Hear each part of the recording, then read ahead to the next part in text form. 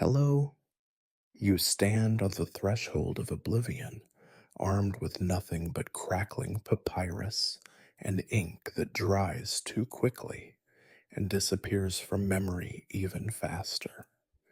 Tomorrow, no one will remember you. In 100 years, your words will acquire new meanings or dissolve forever in the damp silence of an archive. But before you get comfortable, don't forget to like this video, subscribe to the channel, and let me know in the comments what city you're watching from and what time it is for you.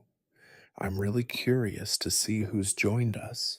Now, make yourself comfortable. We're beginning. You stare at the long, slightly curved sheets with the faintly striped surface lying before you. Papyrus. The very word tastes odd in your mouth, like biting into something both ancient and disappointingly bland. You are told this is the stuff of eternity, the chosen vessel for sacred wisdom, and yet it looks, at first, like nothing more than glorified swamp grass, flattened and pressed by hands you imagine were much like your own, clumsy, aching, always a little dirty. You are not the first to think this. Somewhere in the dusty corners of your mind, you picture a line of others like you, scribes, copyists, students, old men with crooked backs, and children not old enough to understand the importance of what they are about to write. You wonder if they too once stared at papyrus and felt only a slightly miserable anticipation, as if about to be tasked with recording the most important words the world will ever know, and being given for the task. Something that crackles, crumbles, and smells faintly of rot. But the story of papyrus, they say, begins far from you.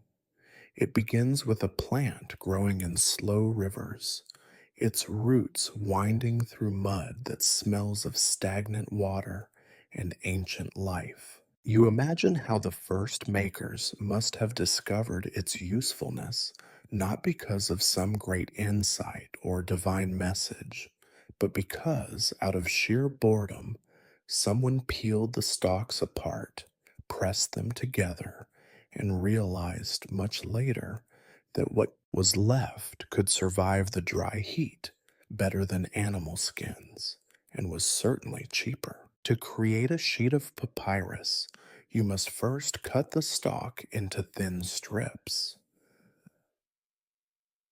There is no shortcut, no simple way to avoid the repetitive labor. Each strip is laid side by side. Then another layer is placed crosswise. Then comes the pounding, the pressing, the slow and patient waiting as the natural sap glues everything together. You realize, as you run your finger over the uneven surface, that this is not so much a miracle as it is a testament to stubbornness. You think about how many hands these sheets have passed through before they arrived on your table, perhaps dozens. Each step was both crucial and utterly mundane. The river laborer cuts the stalks, the apprentice carries them to a shady hut. Someone else peels, someone else arranges, someone else pounds, someone else waits. The entire process is an assembly line of the anonymous, all of whom will be forgotten long before even your ink fades. And here you sit, at the end of the line, holding a sheet that is supposed to outlive empires. It is strange, you reflect, that so much trust is placed in something so perishable. Insects love papyrus almost as much as scholars. Mice, too. The river's dampness lingers long after the sheet is dried. A careless flame, a poorly sealed jar, or the teeth of time itself could erase the labors of so many. And yet, your job is to believe that this, of all things, will endure. You turn the sheet over and see the subtle imprints of the cross hatching, like a fingerprint, but impersonal, mechanical, and repeated across every page. You are told to be careful, not to press too hard, not to allow your sweat to touch the page. You are told by those who have failed before that every little mistake will be magnified by the centuries. And you know, deep down, that in the grand scheme of things, the only real constant is the slow, inevitable disintegration of everything you hold. You hear stories of other materials, clay tablets, too heavy, too breakable, animal skins, too expensive, too tempting for hungry dogs, wax tablets, too prone to melting, too easy to erase. Compared to those, papyrus is supposedly the future. You smile dryly at that. If this is the future, you think, then eternity is made of brittle things and patient laborers. Still, you are here. You take up your first sheet. You weigh it in your hands, feeling its lightness. You think of the weight of words that will be written here, sacred commands, epic histories, things men will kill and die for. You wonder, with an irony that only you will appreciate, whether the papyrus will truly survive the centuries, or whether the only thing left in the end will be the memory of how you sat in this sun drenched room, considering whether to even begin. You begin not out of hope, but out of duty, or perhaps simple resignation. You dip your reed in ink, touch it to the blank sheet, and make the first mark. You know, as you do, that this line may be all that remains when your bones have turned to dust and your name is lost to the last whisper of the last reader. And somewhere deep within you, you hope that at least the papyrus will last a little longer than you do. You look at your inkwell, a small, unimpressive vessel, clay perhaps, chipped at the rim from years of being nudged by careless elbows. Inside, the ink sits dark and silent, as if aware that it carries the weight of worlds. The ink, you are told, is what truly survives. No matter how fine the papyrus, it is nothing without this oily, gritty, mercurial substance that stains everything it touches, your hands most of all. Before you can write anything sacred, you must first become an alchemist. You study the recipe, the ancient instructions, the list of oddities that make up this eternal fluid. Soot gathered from lamps that have burned too long in too many rooms. Gum Arabic, sticky and sweet smelling, stolen from trees you will never see. Water from the well, muddy and suspect, carrying whatever flavor the river bestows. Sometimes, for extra darkness, a little wine, long since turned to vinegar, is added, though you suspect this is more about the scribe's preference than any mystical effect. You mix these ingredients together in a process so slow and delicate that you begin to suspect that true sacredness is born of boredom. You swirl, you grind, you sniff and cough, and wonder how many scribes have destroyed perfectly good tunics with one careless gesture. The ink never comes out. You learn early. It soaks into skin, into fingernails, into the folds of your robes. You will carry its stains with you longer than you will carry any wisdom, and no amount of washing will quite erase the marks. In this way, the ink marks you as surely as you mark the papyrus. There are other recipes, of course. Some call for honey, for salt, for mysterious minerals with names that sound like curses. You imagine the long lines of those who tried and failed to create a perfect ink. The stories say that some in ancient times tried mixing the ashes of their enemies with water, believing it would grant a special permanence. You are not so ambitious. You settle for soot and gum and trust that the words themselves will have enough power to outlive their creator. You dip your reed, a tool both primitive and cunning, into the inkwell and watch as the black liquid clings to the tip, trembling, waiting for your command. Sometimes the ink drips too quickly, leaving thick, unsightly blotches on the page. Sometimes it refuses to flow, clotted with dust or dried fragments. The perfect line, you learn, is an accident, never a certainty.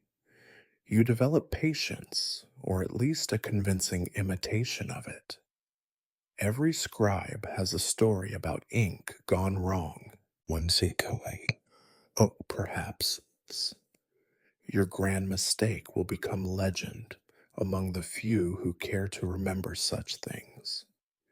You have heard of scribes whose entire lives are marked by a single catastrophic blot, a sacred page ruined, an important name obscured forever. There is a dark humor in this, and you find yourself snorting at the memory of an elder's tale, a scribe who spilled his entire jar of ink onto a nearly finished scroll and, in desperation, wrote a long apology directly over the stain. The apology, naturally, is the only part that survived the centuries, while the sacred text is lost beneath a wave of blackness.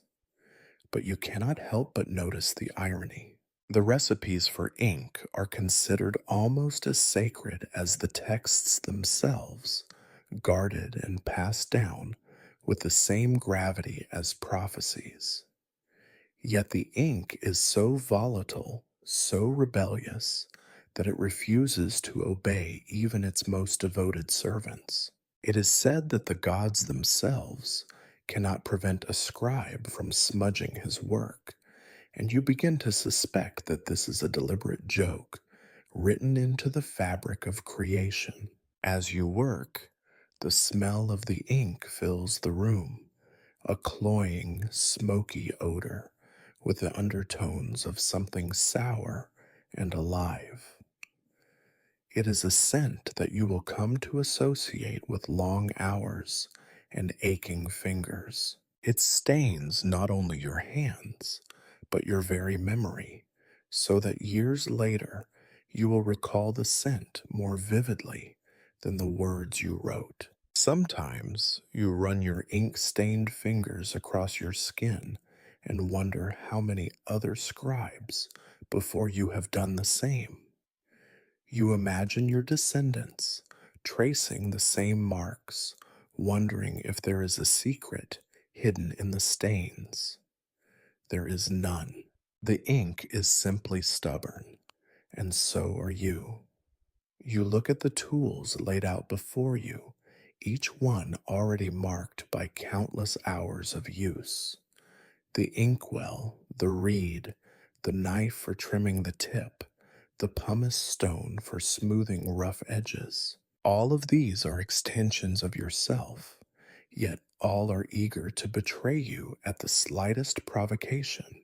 Your hands ache, your shoulders burn, and your eyes begin to blur, but still, you write, trusting that the ink will bind your words to the page and that the page will outlast the failing of your flesh. You catch sight of the stains creeping up your wrist, dark and indelible. You imagine, not without irony, that in some far off century, a scholar will marvel at these marks and concoct theories about their significance. They will write long treatises about the sacredness of ink, never knowing that it is simply what happens when you live long enough with words and things that refuse to behave. In the end, you realize ink is as mortal as you are. It fades in the sun, cracks with the papyrus, runs when touched by water. But for a moment, perhaps for a few centuries, if you are lucky, it is enough to carry your voice forward into a darkness that only ink can enter. And so, with a sigh, you lift your reed again and begin to write, the ink whispering its quiet promises of permanence, even as it stains everything you love. They call the words you are about to write sacred.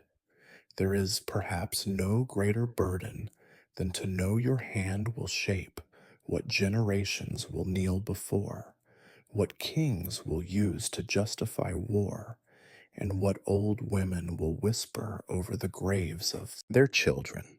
The word sacred clings to you, heavier than your reed pen or the papyrus itself, and you find it difficult not to feel both important and vaguely ridiculous. You wonder if anyone truly understands the responsibility being forced upon you. Your master said it best. If you make a mistake, your error will echo through centuries. A misplaced stroke may send a soul astray. You thought he was being dramatic until you heard the stories. There is the tale of the scribe who, in his exhaustion, transposed two words in a prayer. Generations later, there are entire sects built around the accidental heresy of that blunder. Men have been banished, perhaps even executed, over such mistakes. You tell yourself this is probably exaggerated, but deep down, you suspect it is true. Sometimes you think the gods themselves must laugh at your anxiety. What, after all, is so sacred about lines scratched onto a sheet made from river grass? Still, you sit up straighter, check your hands for stray ink, and pray that your mind is as sharp as your blade. You imagine the ancient editors, grim men with stooped shoulders and tired eyes, hovering behind you. They do not care for your fears, they care only for accuracy. Each word they say must be precise, each line measured, each margin justified. There are rules, and then there are rules about the rules, and then a long list of consequences for breaking them. No one tells you exactly what to do when the meaning of the text itself is mysterious. The sacred words you copy are often older than your oldest ancestor. Some lines make sense only if you stand on your head and squint. Others seem to contradict themselves outright. You wonder if the authors knew what they meant, or if they simply enjoyed the sound of their own voices, much as you sometimes do. There is no room for interpretation, though. Your job is not to understand, but to reproduce. It is a sort of humility you must force upon yourself, a humility as artificial as the ink you laboriously concocted yesterday. Yet, as you trace each character, you cannot help but think about how many before you have done the same. There is a sort of comfort in knowing you are part of a long, unbroken chain, each link forged in sweat, error, and the occasional bloodstain. But there is also the growing awareness that each link is only as strong as the tired hands that shape it. You imagine some future scribe cursing your name for a slip of the pen, or else praising your steadiness, never realizing you were trembling with hunger and doubt as you wrote. From time to time, your mind drifts to the lost texts, the ones that did not survive the centuries, the ones eaten by fire or flood, or the carelessness of a bored apprentice. You wonder if perhaps those forgotten words were not sacred enough, or if their loss was simply bad luck. It is a sobering thought. For every book that survives, countless others are gone forever. You cannot help but wonder if your work will suffer the same fate, dissolved to dust before anyone thinks to read it. You imagine the editors again, this time in the distant future, bent over fragments of your papyrus, speculating on your life from a few stray lines. Perhaps they will argue about your intent, write treatises on your style, and assign meanings to your hesitations. You find this both amusing and depressing. After all, you know that half your style is the result of cramping fingers, flickering light, and an aching back.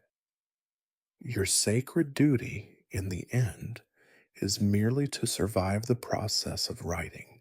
There is an old saying among scribes: to err is human, but to err in the sacred is to become immortal in shame.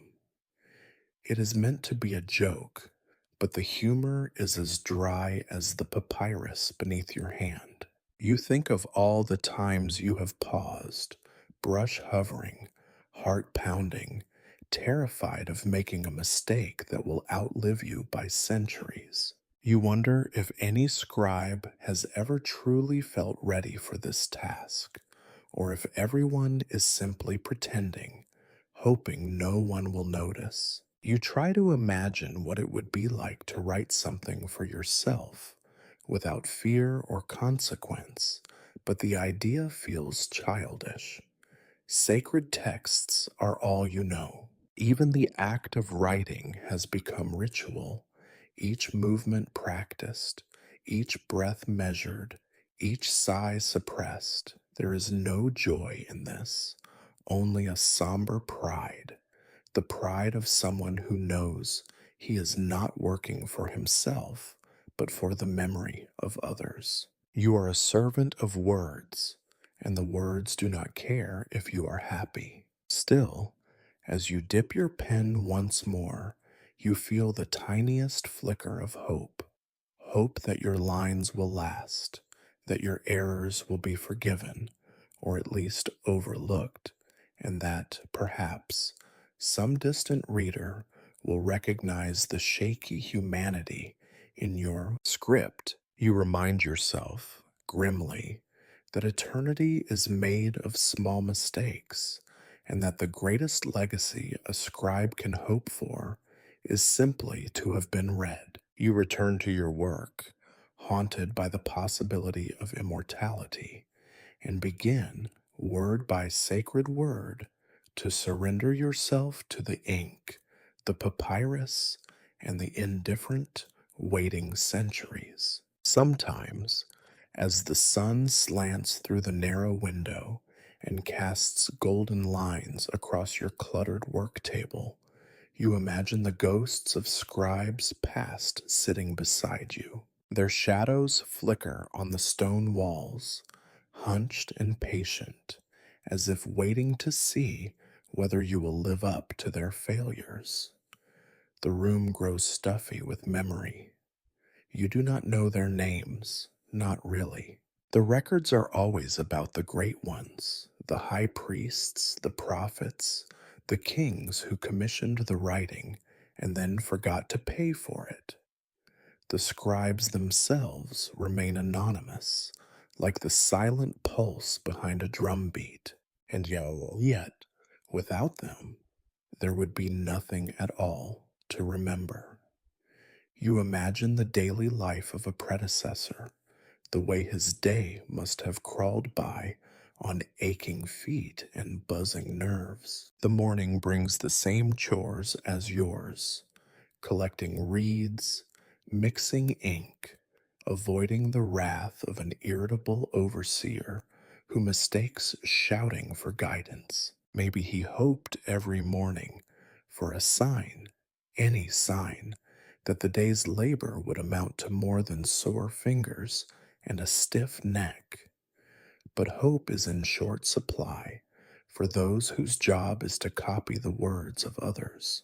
Your mind wanders because that is what minds do when they are forced to move slower than their own thoughts. You picture an ancient scribe sweating beneath the same relentless sun, cursing at a fly that will not leave the ink alone, squinting at faded margins by the light of a flickering oil lamp. His face is lined by years of straining, his eyes dulled by dust, his hands marked by the same stubborn stains that now climb up your own wrists. He may have lived 1,000 years before you, but his problems are so familiar you suspect time is merely a trick the universe plays on the board. Scribes have always had enemies: too much light, too little light, damp that creeps in at night and leaves a curling edge on every sheet. And if the climate is not enough, there are always the rodents, silent, relentless, eating the wisdom of ages for the sake of a midnight snack. You try to imagine the daily routine: rise before dawn, before the city's noises drown out your thoughts, and hope for quiet in the scriptorium. Find your favorite reed pen if someone else has not stolen it. Argue silently with your own reflection in the water jar. Consider, for the 100th time, what makes this day different from all the others. Realize by noon that nothing will change. Lunch, if you are lucky, is a handful of olives or a piece of stale bread. By the afternoon, your shoulders ache as if you have carried stones, and your mind drifts into half remembered prayers. You take comfort, oddly enough, in these petty irritations. To complain is to belong.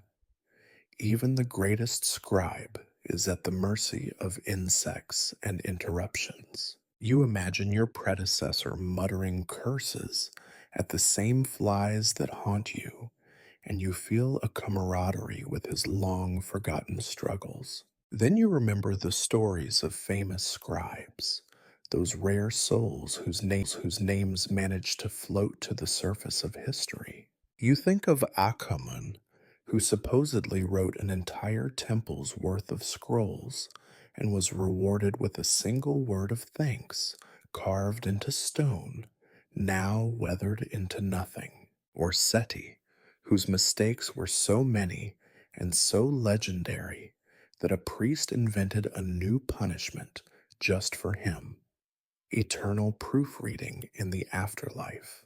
There is no doubt you decide that fame is an illusion for people who have not spent a lifetime rubbing ink from their elbows. You are not immune to ambition. There are days when you hope someone will remember you, days when you sign your name in a hidden margin, imagining that some future reader will marvel at your diligence. But more often, you suspect you will end up like the rest, reduced to a smudge on a forgotten scroll, your legacy devoured by beetles and neglect.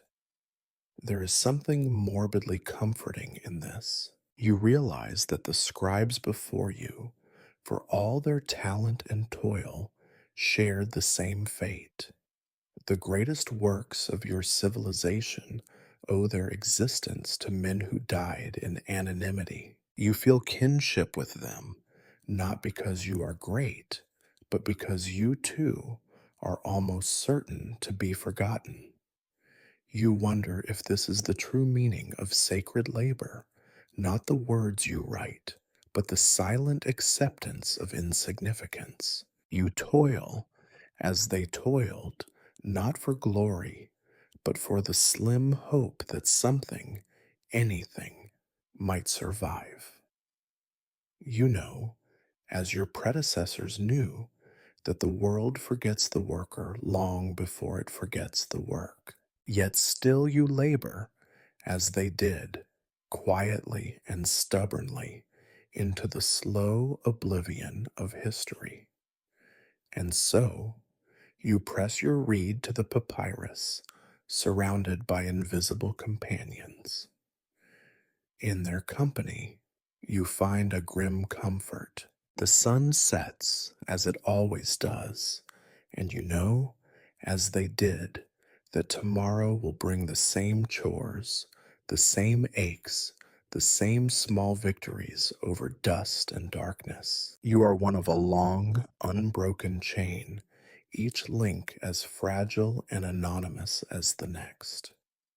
Perhaps, in the end, that is what it means to be sacred, to vanish without complaint, leaving only words behind. You finally gather the courage to begin in earnest, ready to surrender another day to the quiet tyranny of repetition.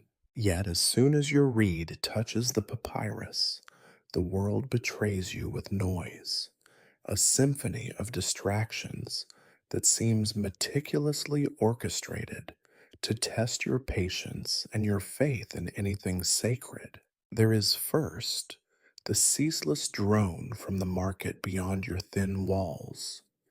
Vendors are shouting about figs and fish, their voices rising in a contest you did not sign up for. Someone nearby is arguing about goats again. It is always goats. You imagine the great philosophers and priests, whose words you now copy, had their thoughts interrupted by precisely the same arguments. Perhaps the doctrine of the afterlife is nothing more than a daydream of peace and quiet. Within your own scriptorium, the interruptions are no less relentless.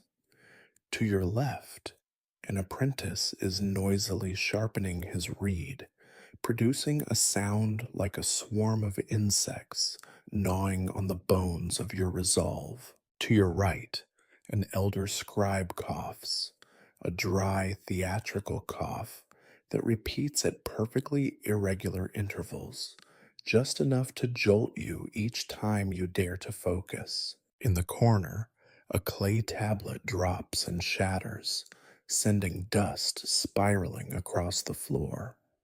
You do not look up. You do not have to. The crash will soon be followed by muffled apologies and the scraping sound of someone sweeping up the remnants of another failed attempt at immortality. There are footsteps in the hallway, quick, anxious, belonging to an overseer who believes his importance is measured by the speed at which he moves. Every so often, he pokes his head into the room, frowns at your posture, and disappears again, having contributed precisely nothing to the preservation of wisdom. The room itself is a collection of everyday inconveniences masquerading as necessity. The only lamp is positioned just wrong, so that the light either blinds your eyes or throws a shadow exactly where you most need clarity.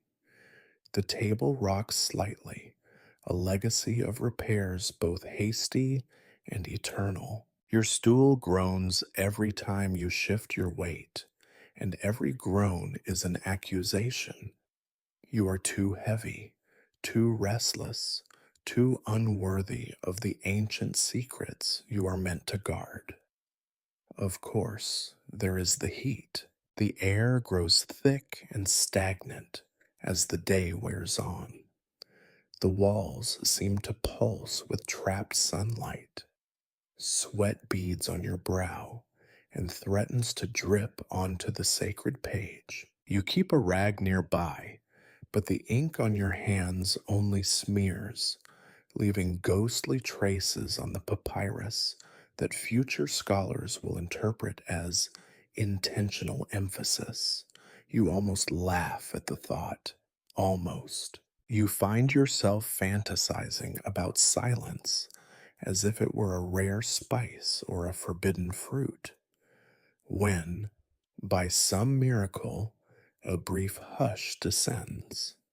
Your mind is so conditioned by noise that it cannot trust the quiet. You listen for the next interruption, knowing it will come, and it does. A sneeze, a dropped cup, a snort of laughter at some joke whispered just beyond your hearing. There is something profoundly ironic about your situation. The task before you is the preservation of words that promise transcendence and order, but the environment conspires to remind you of chaos. You are told that inspiration is a sacred fire, but here, in this noisy room, inspiration feels more like a stubborn ember, barely glowing beneath the ashes of mundane distractions. You think about those who share your fate. Each scribe fights his own losing battle against the cacophony. Some cope by humming softly under their breath, creating a private music to drown out the world. Others mutter curses that grow more inventive as the hours drag on. A few, driven to desperation, invent elaborate rituals to ward off distraction, tapping the table 3 times before each sentence, or pausing to stare at a crack in the ceiling until their eyes water and their minds clear. You wonder if, in some future era, scholars will imagine your life as a tapestry of serenity and focus. Let them believe in the romance of ancient scholarship, you think. The reality is much less dignified. The reality is noise, a relentless background hum that refuses to yield even to the most sacred task. And yet, despite everything, you work. You learn to move between the interruptions, to carve out small islands of attention where you can. You write in bursts, seizing on moments of clarity as they appear. Sometimes you manage a line, sometimes a whole sentence before the world crashes in again. Each word feels hard won, as if you are chiseling it out of stone rather than inscribing it on fragile papyrus.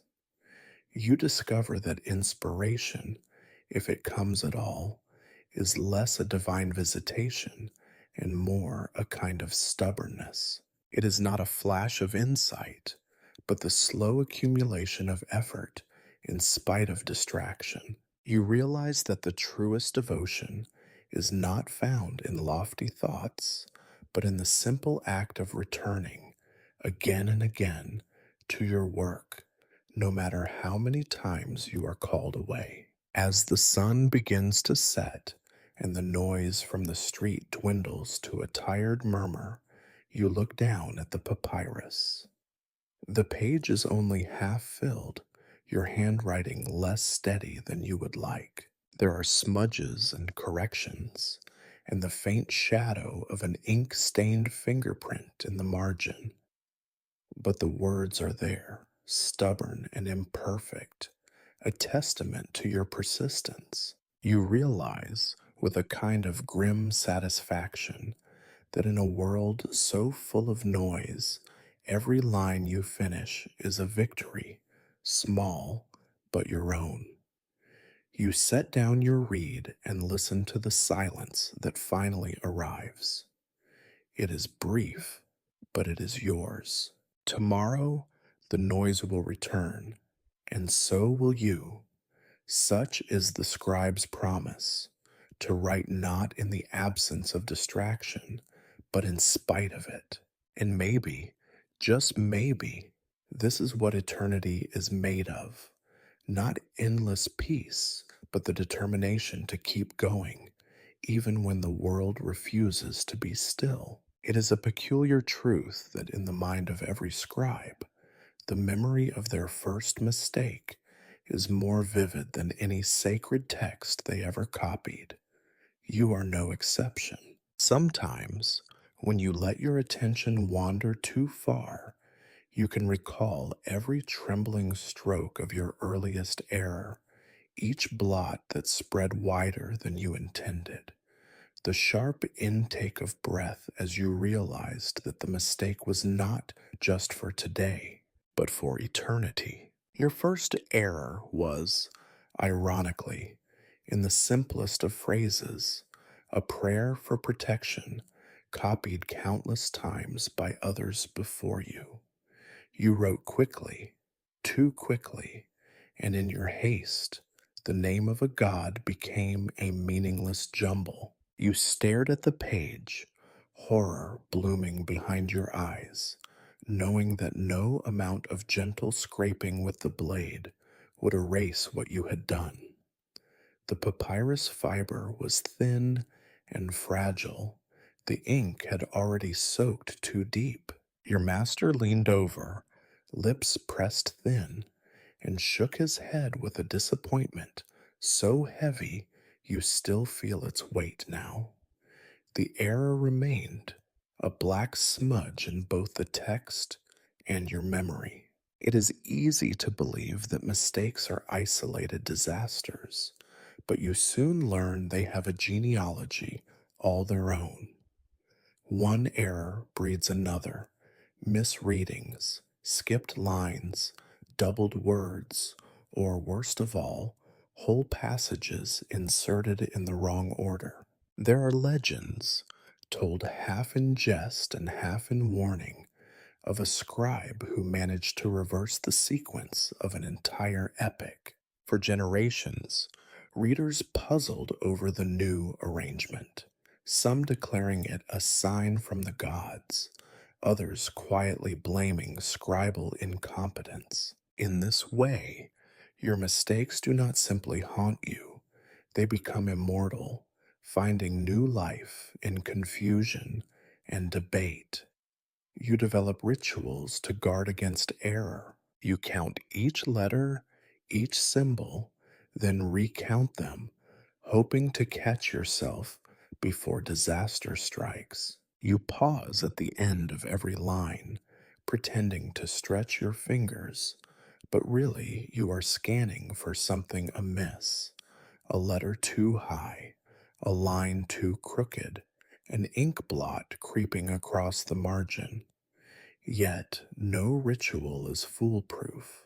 There are always days when fatigue dulls your senses, when the words blur, and you realize, too late, that you have made a mark that no future washing, scraping, or prayer will remove.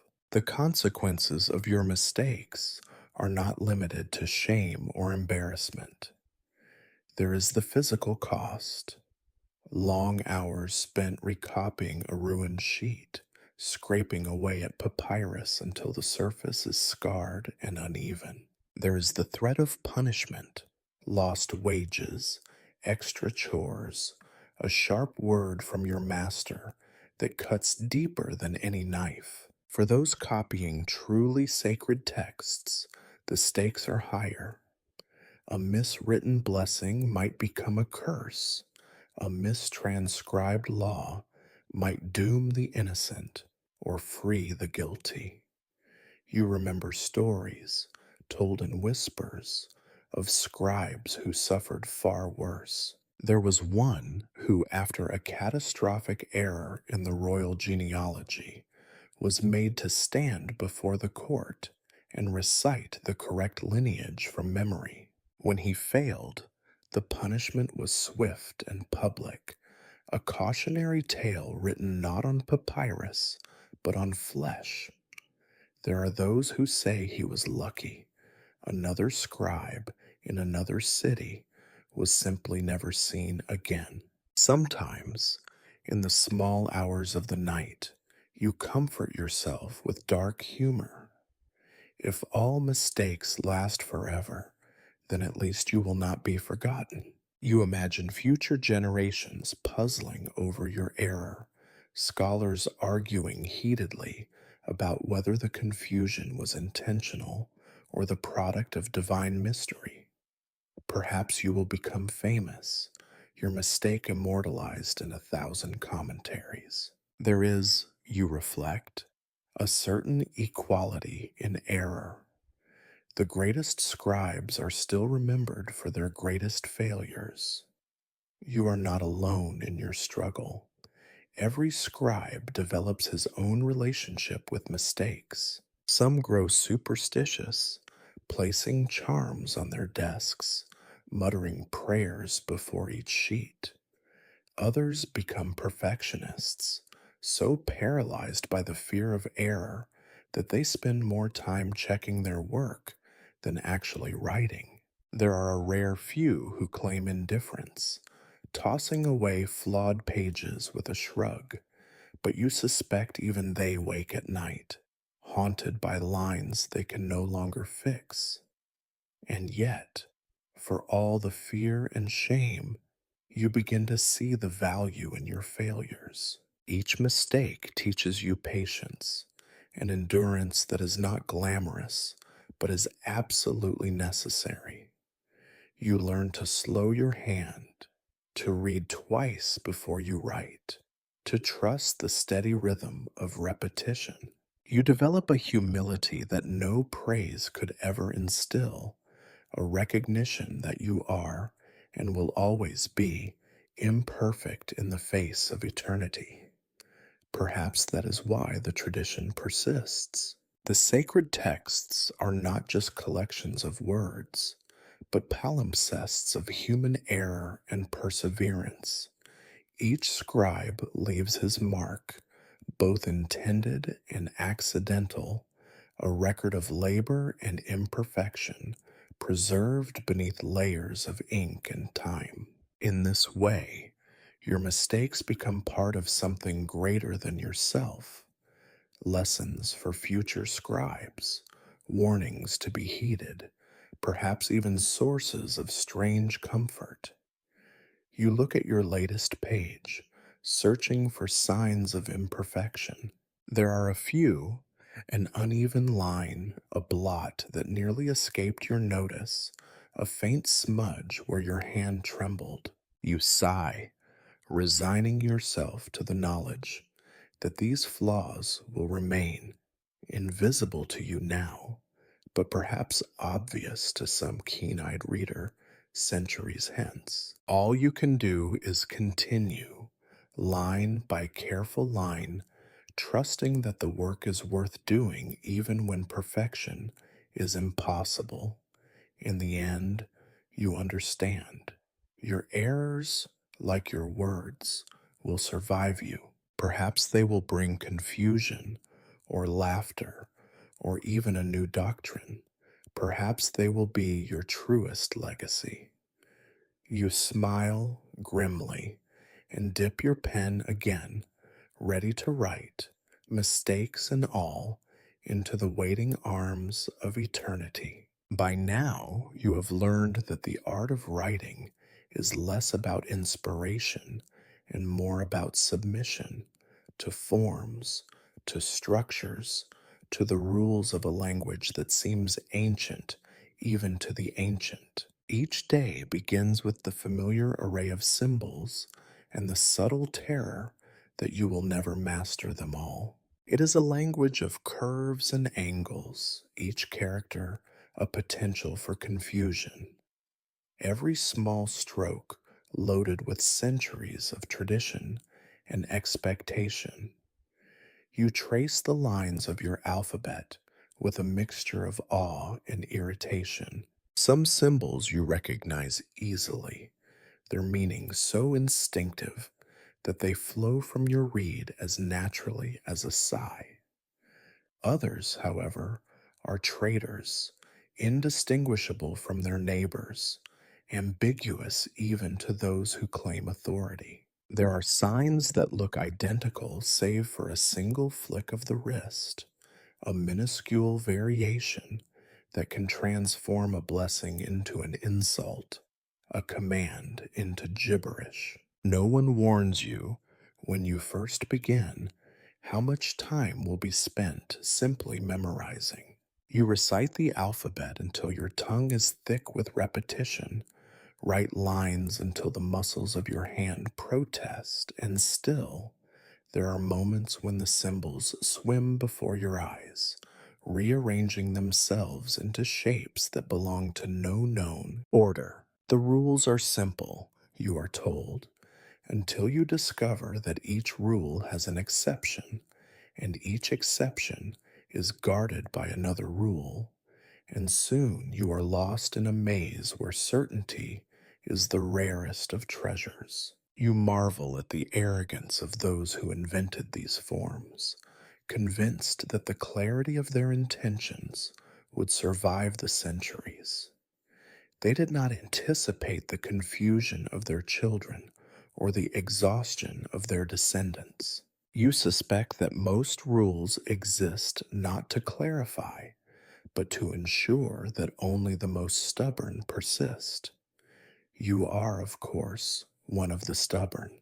There is a strange beauty in the regularity of the script, the way each line must align with the next, every column justified as if the universe itself depended on symmetry. The masters teach you to measure margins with the width of a thumb, to begin and end every page with ritual phrases, to ensure that every loop and stroke is uniform. If your hand slips, if your letters are uneven, you are gently but firmly reminded that you are not just writing for yourself, but for eternity. You begin to see that the symbols are more than mere tools. They are living things, evolving and mutating as they pass from hand to hand. Some shapes grow simpler over the years, others become more elaborate, burdened with flourishes that serve no purpose but to display the vanity of the scribe. You catch yourself adding your own embellishments, a small rebellion against the tyranny of sameness, and quickly erase them, fearing the disapproval of your unseen judges. It is, perhaps, the calligraphy that torments you most.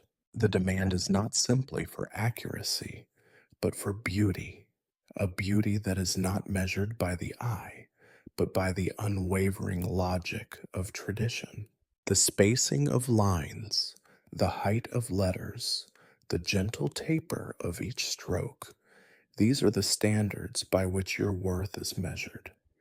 You labor over each curve and angle, knowing that a single clumsy mark can undo an hour's work. You envy, in a way, the scholars who only read these words. They do not see the sweat and anxiety that stain each page, the long hours spent perfecting a single loop. To them, the text is pure and unchanging. To you, it is a battlefield, every line a testament to struggle. Sometimes, late at night, you find yourself pondering the origins of these symbols. Who first decided that this shape would mean king, or that one death? Did they imagine their inventions would become sacred, or did they simply need a way to record the debts and promises of a world too complex to remember? You suspect the latter. History, you are beginning to realize, is mostly a record of practical solutions dressed up as destiny. You think, too, of the dangers hidden in each character, The wrong sign in the wrong place can change a prayer into blasphemy, a law into nonsense. There are stories of scribes who were punished for such errors, though you suspect the punishments were more about politics than orthography. Still, the threat remains, a shadow over every page. As you work, you become aware of how little separates you from chaos. A slip of the pen, a moment's inattention, and centuries of meaning could be twisted or lost. You develop habits to guard against disaster, checking each line twice, keeping your hands steady, muttering the symbols to yourself as you write. It is not foolproof, but it is all you have. In time, the rules become second nature. You learn to move your hand in precise arcs, to judge the space between lines without thinking, to sense the weight of tradition in every mark. Yet, even as you gain mastery, you know it is a fragile thing. There will always be new symbols to learn, new rules to obey, new ways to fail. You finish your day's work with a mixture of relief and resignation. The page before you is neat, the symbols carefully aligned, the margins straight. And yet, as you look closer, you spot a flaw, a letter just slightly out of place, a line that dips where it should be straight. You sigh, knowing that perfection is an illusion and that every page is both a triumph and a warning. In the end, you realize that the true meaning of the sacred script is not in its clarity, but in its endurance. These symbols will survive long after you are gone, misunderstood and misused, their original purpose lost to the ages. Yet, as you clean your reed and prepare for another day, you take grim comfort in knowing that your struggle is now part of the tradition, a record not just of words, but of all those who failed to master them. Papyrus, you were told, is the material chosen by destiny for eternal wisdom. Yet, as the days and weeks blur together and you fill sheet after sheet with careful, trembling script, you start to notice a pattern that seems more cruel than cosmic. Papyrus decays, not in a dramatic, catastrophic collapse, but in an insidious, creeping, everyday way, a soft betrayal, quiet and constant. At first, it is just a slight curling at the corners, as if the papyrus is tired of holding its shape and longs to return to the water and mud from which it came. Then, over the course of a few humid mornings, you spot the pale, powdery beginnings of mold, a ghostly invasion that seems to appear from nowhere. You rub at it gently, hoping to erase the evidence of rot, but it only smears, leaving a faint, sour scent behind. You discover the papyrus is a feast for more than just your ink and ambition. Insects are the most enthusiastic readers you will ever know. Silverfish slip between the layers, nibbling at the words as if they can absorb wisdom through their bellies. You find mysterious, minuscule holes drilled through entire stacks of scrolls, the paths of some nameless beetle whose appetite rivals any scholar's curiosity. Sometimes, when the sun slants just right, you see tiny shadows flicker beneath the sheets, and you realize you are not alone in your study. Nature itself conspires to edit your work. There are other enemies too. The air itself is a subtle destroyer, heavy with the river's dampness one day and sharp with dust the next. One careless spill, a few drops of sweat, a breath too heavy with humidity, and your hard work becomes an invitation for decay. Even when the weather is dry, the papyrus grows brittle, cracking at the edges and shedding thin flakes like old skin. Every time you turn a page, you risk snapping a corner, as if each sheet is punishing you for disturbing its fragile rest. You have heard that the scrolls of the ancients, buried in tombs or sealed away in jars, last for centuries. Perhaps it is true, but you suspect those few survivors are the exception, not the rule. Most papyri meet their end in much less dignified ways, forgotten on a shelf, trampled underfoot, or chewed to pulp by mice who care nothing for the sacredness of your prose. The reality is that papyrus smells, not the sweet, fresh scent of the reed by the river, but a persistent odor, a mixture of mold, dust, and the faint, ever present note of decay.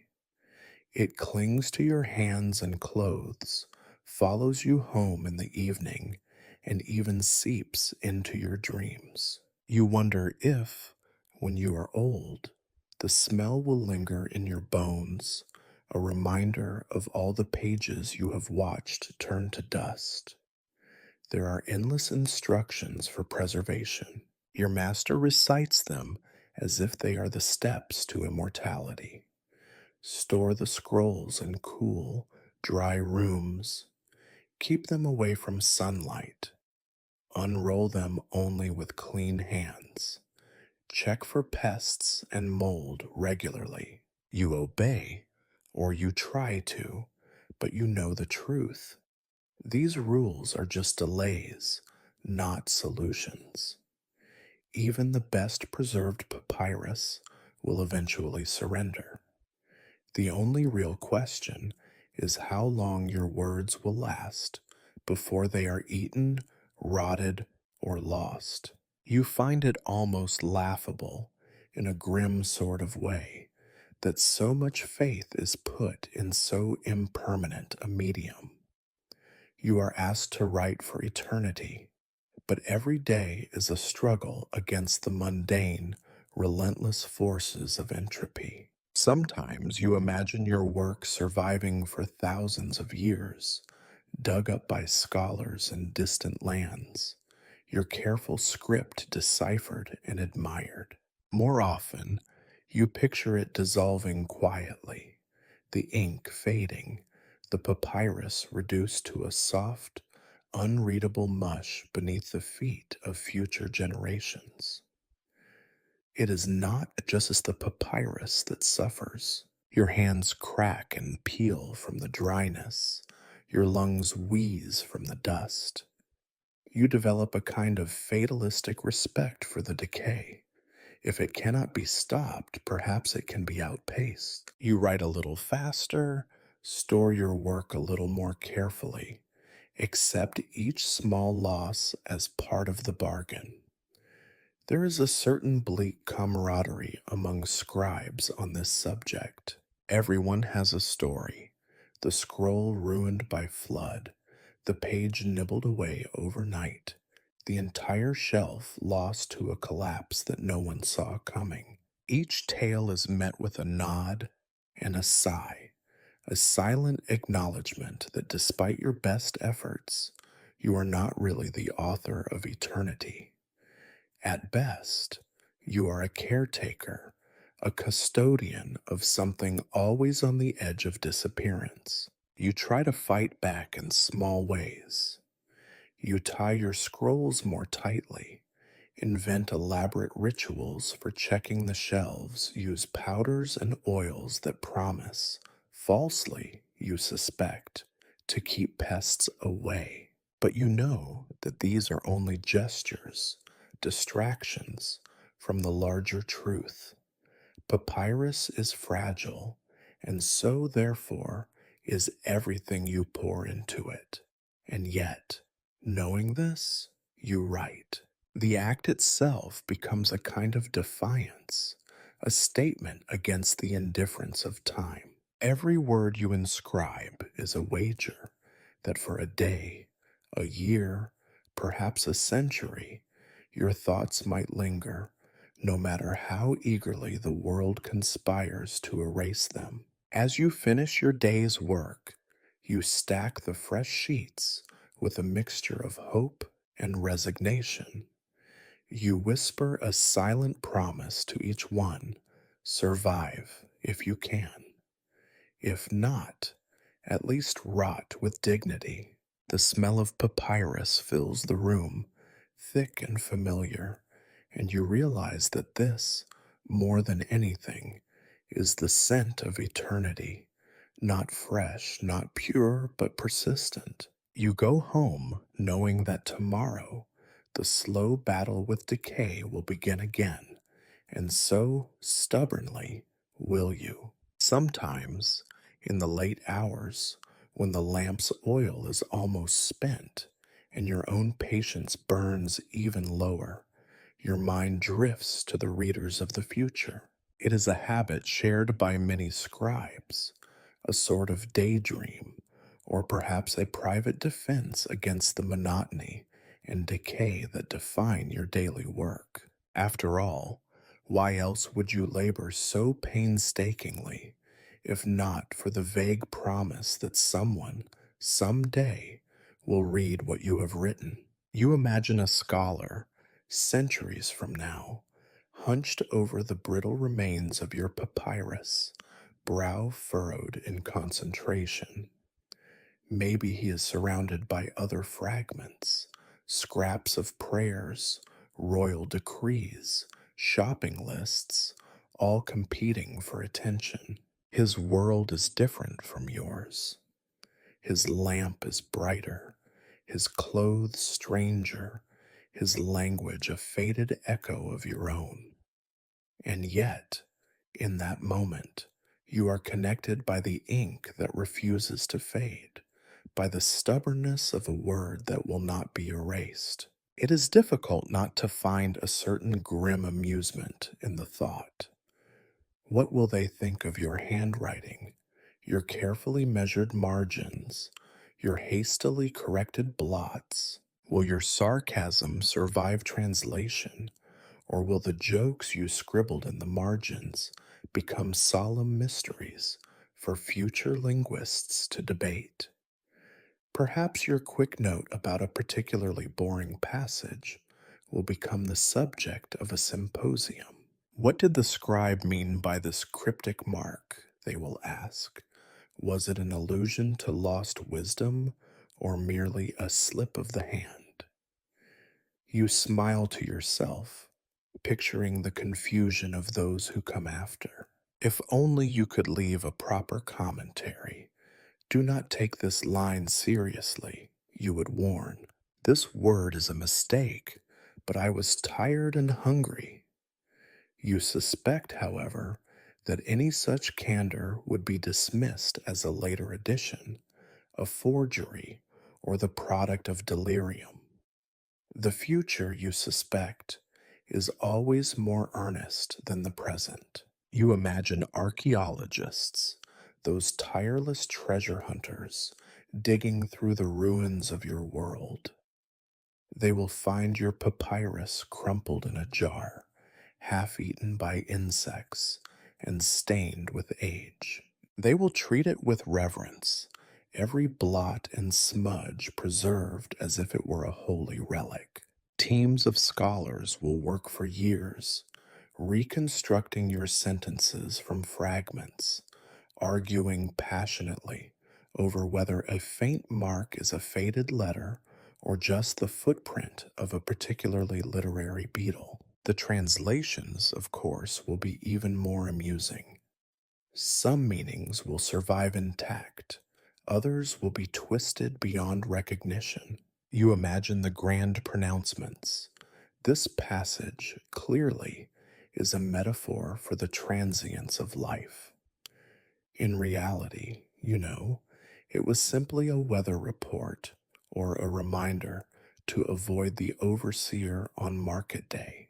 The jokes, the sarcasm, the little asides meant for your own amusement, these will be lost, or worse, misunderstood as the key to unlocking the deepest mysteries of your civilization.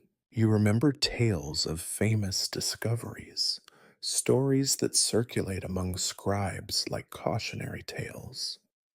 There was the time when a visiting scholar from a distant land misread a shopping list as a coded prayer. For years, priests debated the theological significance of 3 onions, 1 loaf, a measure of beer.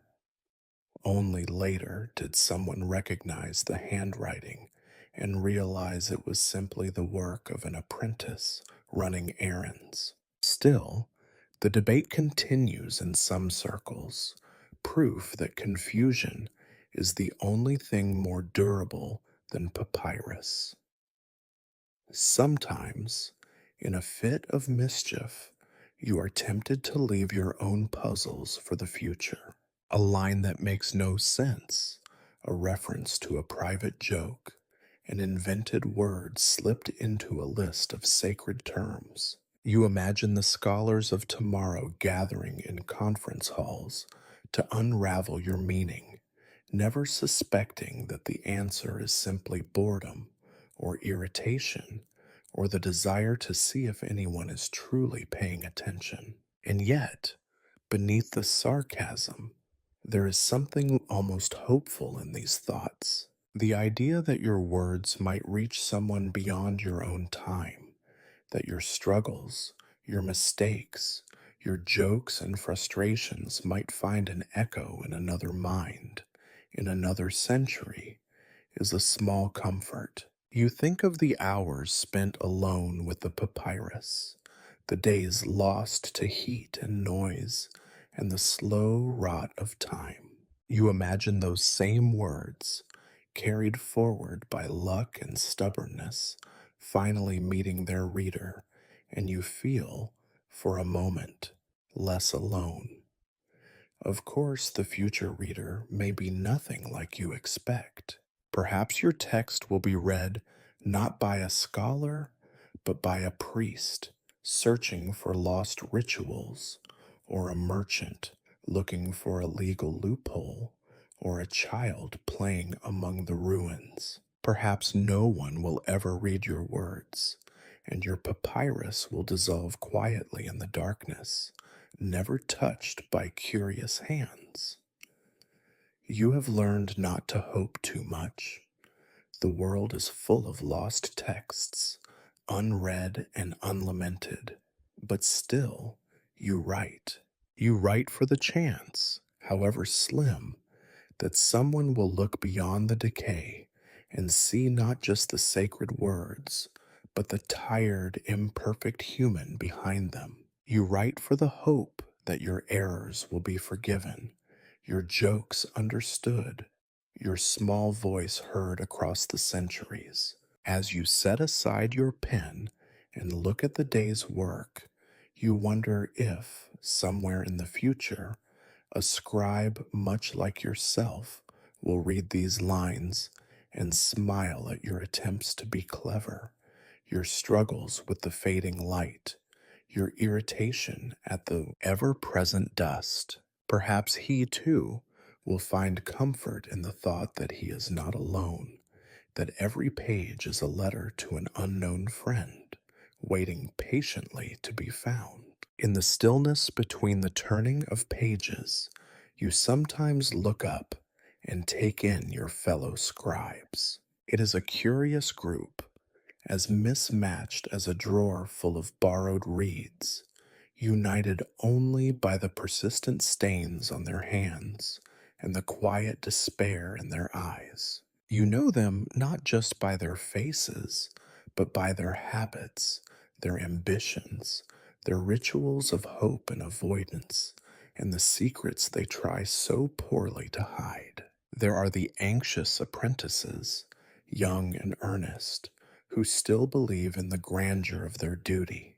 You remember being one of them not so long ago, how you used to sit straight, as if posture alone could earn immortality, copying each line with the fevered certainty that your work would shape kingdoms and save souls. Now you watch them, biting their lips in concentration, reciting prayers to ward off mistakes, eyes wide with the kind of terror reserved for those who still think perfection is possible. There are also the old veterans, the ones whose hair is as gray as the ash in the ink pots, who have learned the secret truth.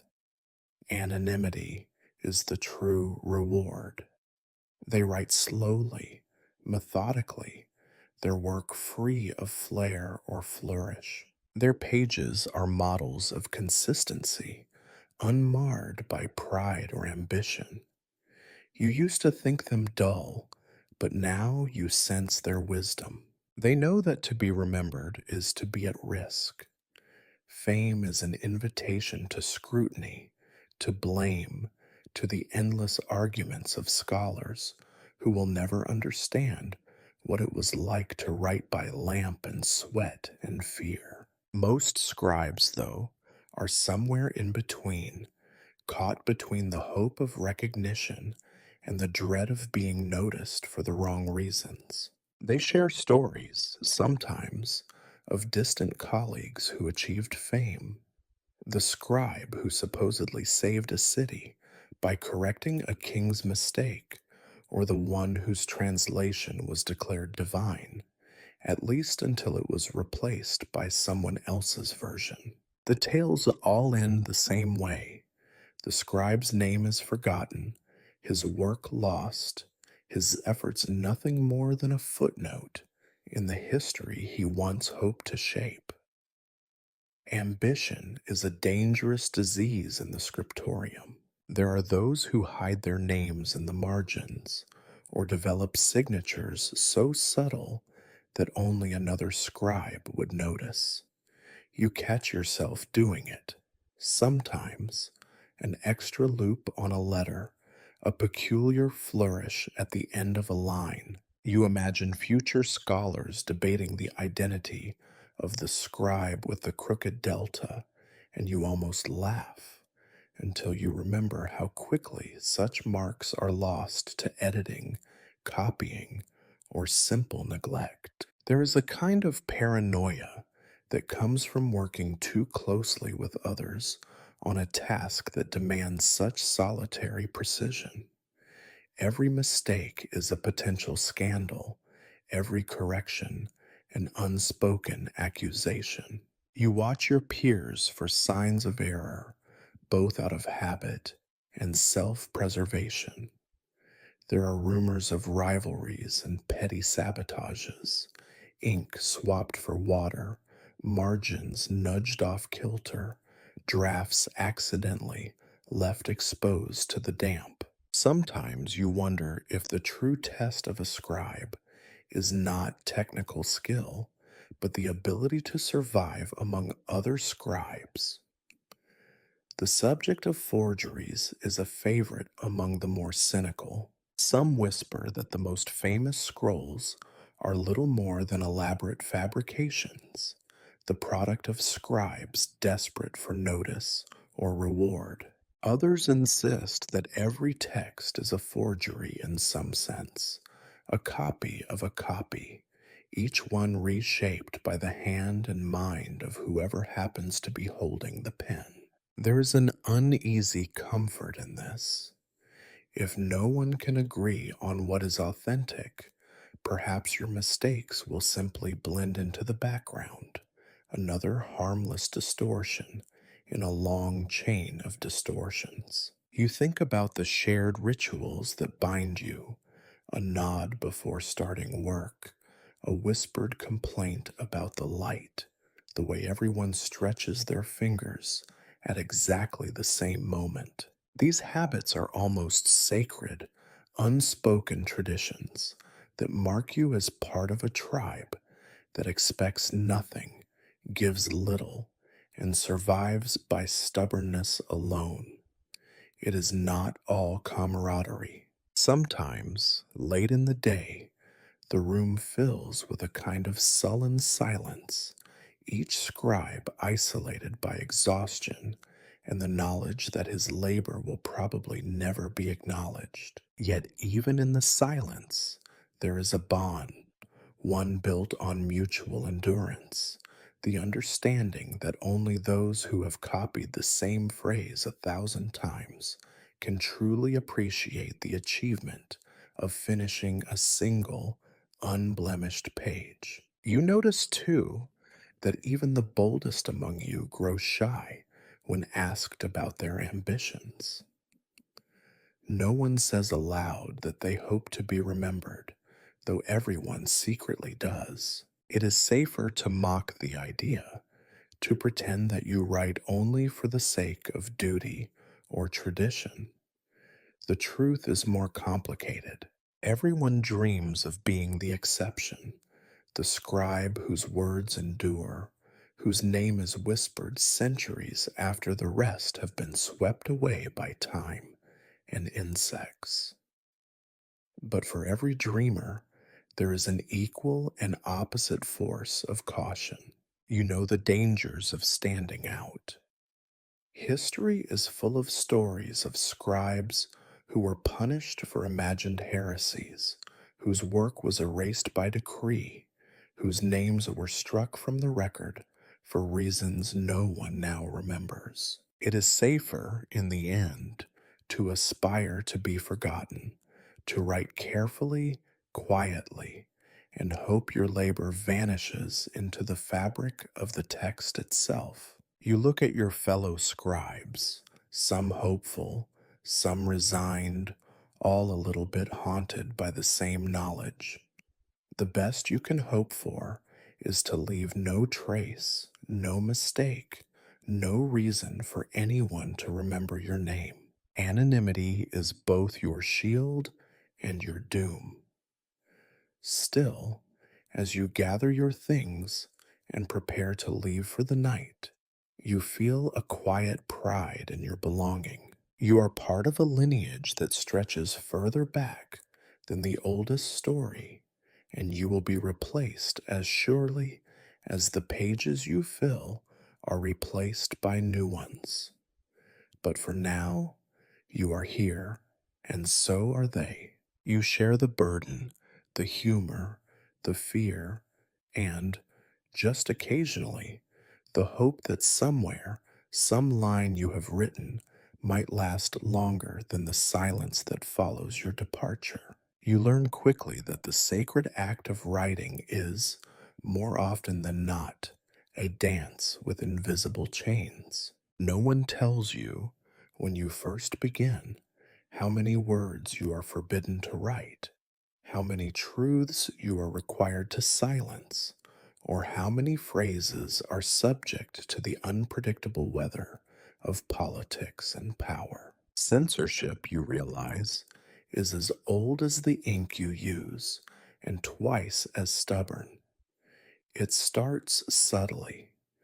There are words you are told to avoid, names that are never to be mentioned, stories whose endings must be rewritten or erased entirely. The rules are never written down.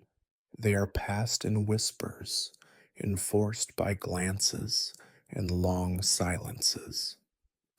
Sometimes you ask a question and receive nothing in reply but a slow, warning shake of the head. The lesson is clear. Not every line you can write is a line you are allowed to write. You hear stories, some ancient, some recent, about those who ignored these boundaries. There was the scribe who, believing in the sanctity of truth, faithfully recorded the defeat of a once beloved ruler. When the ruler was restored to favor, every copy of the offending scroll was burned, and the scribe's name was removed from all records. In another tale, A priest demanded that an inconvenient prophecy be omitted from a collection of sacred hymns. The scribe who refused was quietly transferred to other duties, and his work disappeared with him. There is a kind of artistry in avoiding forbidden topics. You learn to recognize the edges of what may be said. When a passage contains a name or an idea that is out of favor, you pause, look to your master for approval, and then, often, leave a blank space or substitute a safer word. Some scribes become masters of euphemism, turning exiles into travelers, failures into transitions, disasters into tests. You learn that a clever scribe can say almost anything, as long as he says it carefully enough. Occasionally, you come across a scroll from decades or centuries before, the work of a scribe who pushed too close to the boundaries. The forbidden lines are scratched out or smeared with heavy ink, the offending words replaced with awkward corrections. Sometimes the meaning is lost entirely, the original thought buried beneath layers of cautious edits. It is a strange comfort to know that even those who came before you struggled with the same constraints and suffered the same indignities. Of course, not all censorship is so subtle. There are public decrees shouted from the steps of temples, listing texts and teachings now considered dangerous or heretical. Scribes are called to witness the burning of corrupt scrolls, the ashes scattered as a warning. The sight is intended to instill fear, and it works. You cannot help but wonder if one day your own work will meet the same fate, reduced to soak because you wrote a word too many, or failed to erase a name quickly enough. The punishments for defiance are well known. Sometimes it is a reprimand or a demotion to copying mundane inventories. Other times it is harsher, exile, forced silence, or worse. There is an unspoken understanding among scribes that the greatest courage lies not in what is written, but in what is risked by writing. You find yourself measuring every word, calculating the cost of honesty against the price of survival. Still, there is a certain dark humor in the rituals of censorship. You and your fellow scribes trade stories of the most creative ways to avoid the censor's wrath. The scribe who embedded his protest in an acrostic hidden in the first letters of each line, the one who wrote an entire passage backwards, legible only to those who knew the trick, or the apprentice who copied a forbidden story in invisible ink meant to appear only when held to a flame.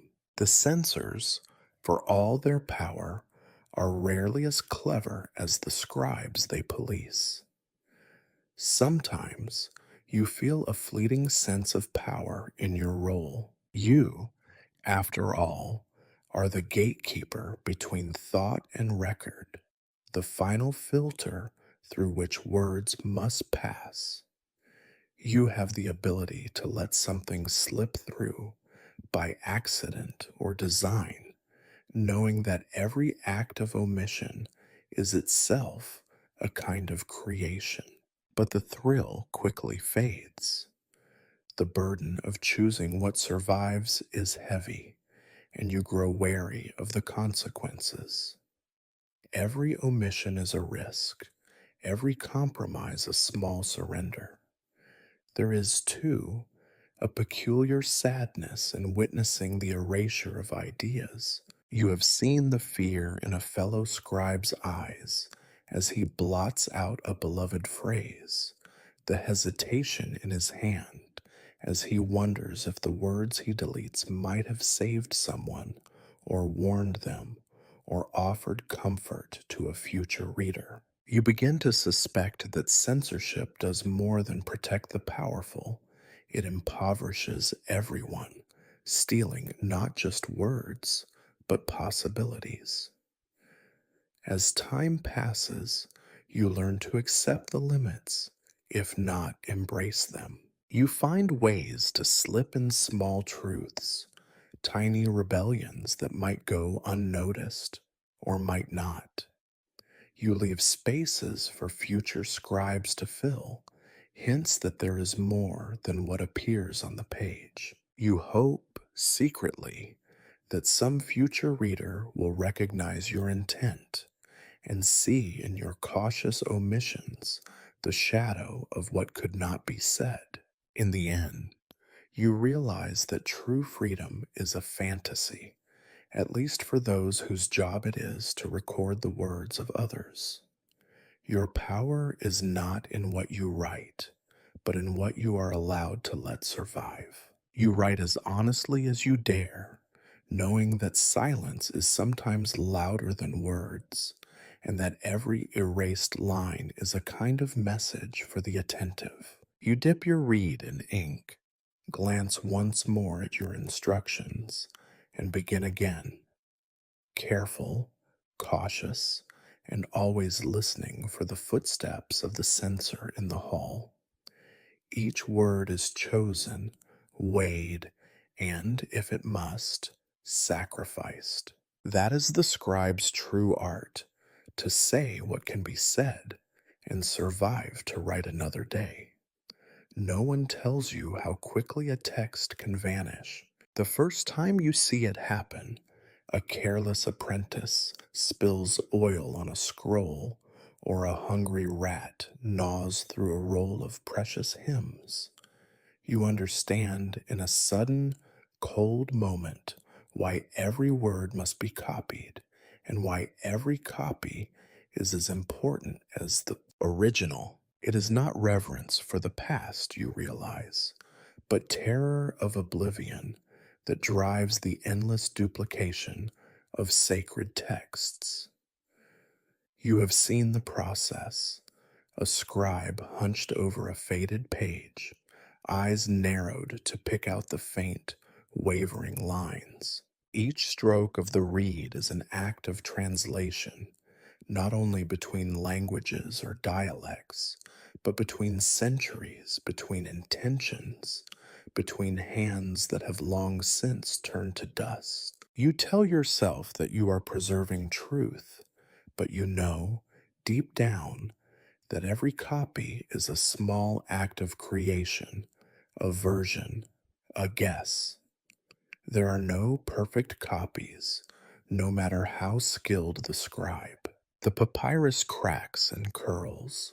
Words are lost in smudges and stains. Whole lines go missing when the eye skips from one eternity to the next. You discover the subtle pressure to improve upon what you copy, to fix a clumsy turn of phrase, to clarify a meaning that seems muddled, to smooth a line that does not quite fit the rhythm of the text. You swear to yourself that you will not interfere, but as the hours drag on, your hand betrays your resolve. By the time you are done, you wonder if the copy is closer to the original or to yourself. You listen to the stories older scribes tell of texts that exist in a dozen different versions, none of them entirely matching. They laugh about a prayer that over centuries was transformed from a plea for rain into a warning against hubris, simply because each scribe thought he understood better than the last.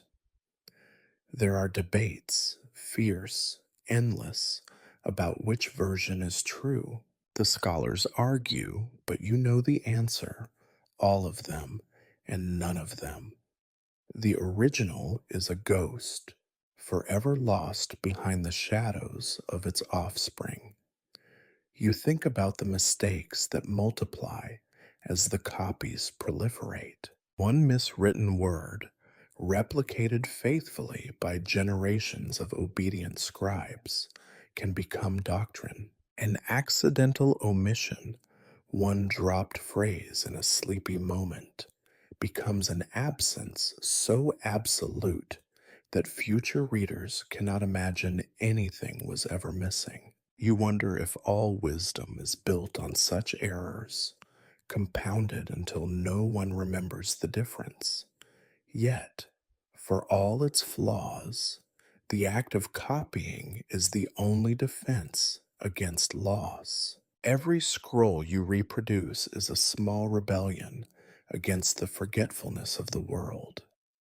Fires will come, floods will sweep away libraries, and insects will feast.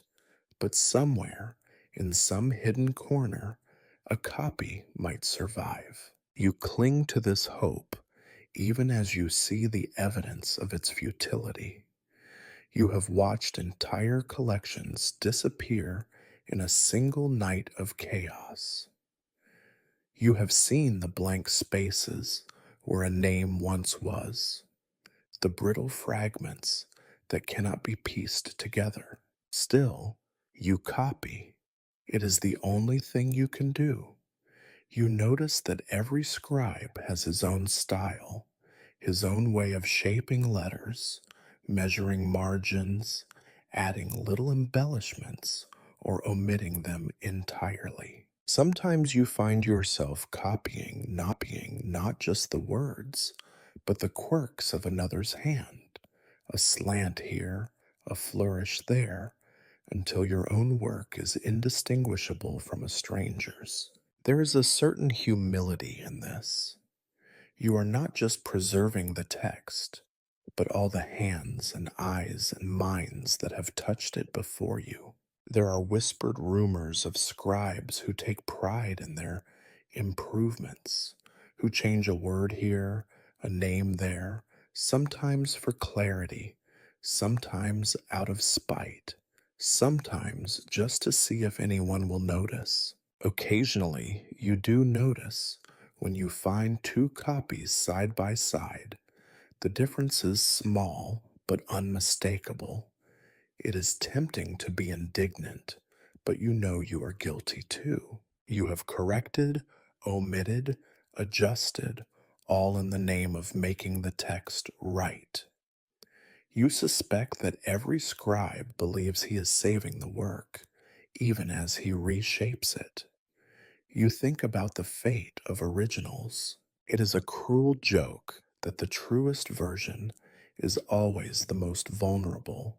It is the first to be worn thin by repeated readings, the first to be borrowed and never returned, the first to be lost to fire or time. The copies, for all their imperfection, are what endure. You have learned not to trust in any text that claims to be the original. It is, at best, wishful thinking. At worst, it is a lie. You begin to realize that all memory is a kind of copying, imperfect, subject to error, but necessary all the same. You copy not just the words, but the fear of loss, the hope of survival, the stubborn belief that something, anything, can be saved. You think sometimes that you are not really writing for the future at all, but for the past, for all those whose words would vanish without your uncertain hand. You look at your day's work, neat columns, fresh ink, a page that is both new and impossibly old. You know that your copy will, in time, be copied again, errors accumulating, meanings shifting, until the original is little more than a rumor. You feel a strange pride in this. To copy is to join a lineage of hands reaching back into the shadows, each one hoping to be the link that does not break. So you continue, You copy, you correct, you hope, and you accept the inevitable imperfection. You remind yourself that survival is never perfect and that every copy, however flawed, is a testament to the stubbornness of memory. In the end, you are not the guardian of the original, you are the guardian of the attempt, and that, you decide, is sacred in its own right. You tell yourself, as every scribe does, that today will be flawless. You enter the scriptorium a little earlier, take more care with your tools, and repeat your small rituals of luck, touching the reed to your wrist, breathing over the ink just so. For a while, it seems to work. The lines flow straight, the characters keep to their appointed shapes, and you allow yourself the rare luxury of believing that skill alone will protect you. And then, in a moment that seems both too fast and unbearably slow, you ruin a page.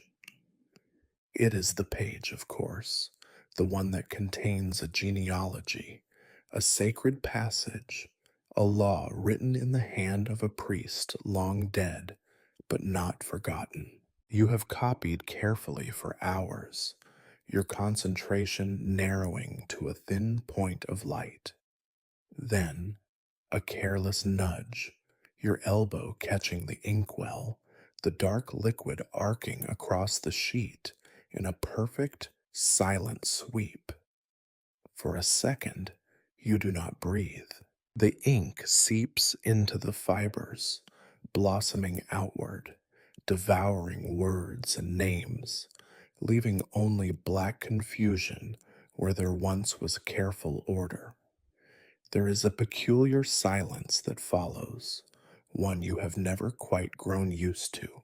It is as if the room holds its breath, the other scribes sensing disaster before they see it.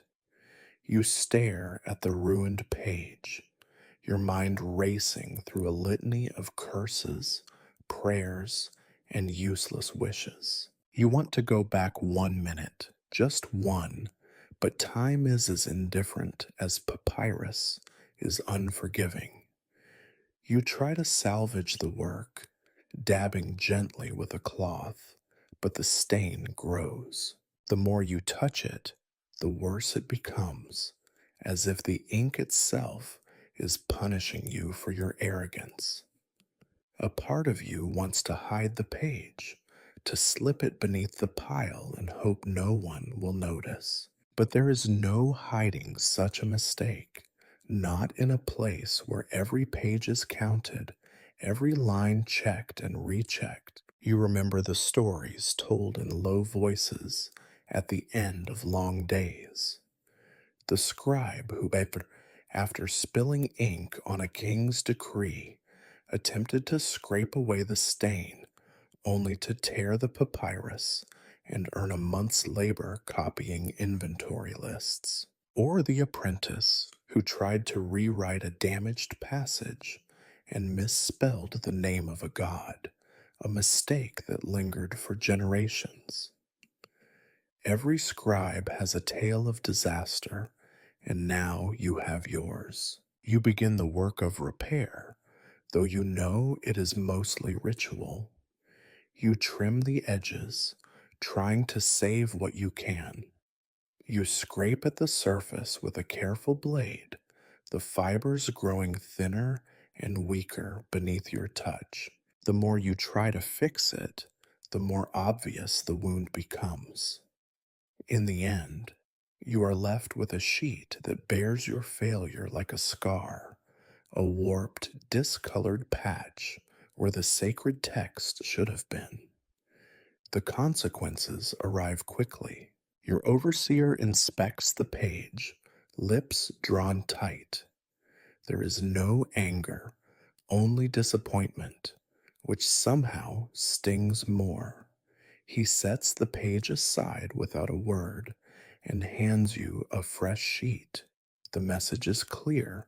Begin again. You nod, numb, and return to your seat. You discover, as you recopy the page, that shame is a powerful teacher. Your hand trembles at first, each letter slow and deliberate. The story you are transcribing now feels different, heavier, each word a reminder of your fallibility. You wonder if the original scribe ever made such mistakes, or if the errors were all yours. You invent excuses, though you know none will matter. The table was crooked, the ink too runny, the day too hot. Perhaps, you think, there is something in the air, a curse upon this particular passage, a warning that some knowledge is not meant to be preserved without cost. You imagine, with a bitter humor, that future readers will puzzle over the ruined page, inventing elaborate explanations for what is, in truth, only a moment's clumsiness. Others offer their sympathies, though always with an undertone of relief that it was not their own disaster. They share advice. Keep the inkwell further from your elbow. Never turn the page with damp fingers. Avoid copying important names when tired or hungry. You listen, nod, and store the lessons, knowing they will not save you from your next mistake. You come to realize that restoration is its own kind of art. Sometimes, in the process of repairing a page, a new beauty emerges, a patchwork of old and new, the fresh ink shining against the faded background. You have seen ancient scrolls, full of scars and mended places, that inspire more reverence than any flawless page. Perhaps, you think, there is a kind of grace in imperfection, a record of endurance rather than mere survival. Still, the ruined page haunts you. You dream of it at night, the ink spreading across your hands, the words dissolving before you can finish. In your waking hours, you work more slowly, double checking every movement, trying to ensure that each page is unblemished. But perfection, you have learned, is a promise no scribe can keep. You keep the ruined page tucked away at the back of your desk, a private memorial to failure. Sometimes, when the work is going well, you take it out and study it, reminding yourself that all efforts are fragile, all achievements temporary. The papyrus may survive for centuries, or it may fall to dust tomorrow. The only certainty is that every scribe leaves behind a trail of imperfect pages, some lost, some scarred, all marked by the human hand. And so you begin again. The ink dries, the words take shape, and the memory of disaster becomes just another layer in the story, a story written, rewritten, and, if you are lucky, remembered. There comes a moment in every scribe's life when the words on the page stop making sense. You do not know if it is a fault in the original, an echo of someone's ancient confusion, or simply your own exhaustion, but you find yourself staring at a line or a phrase that resists every attempt at understanding. The meaning slips through your fingers, leaving only irritation and the uneasy suspicion that you are not as clever as you once thought. You are not alone in this bewilderment.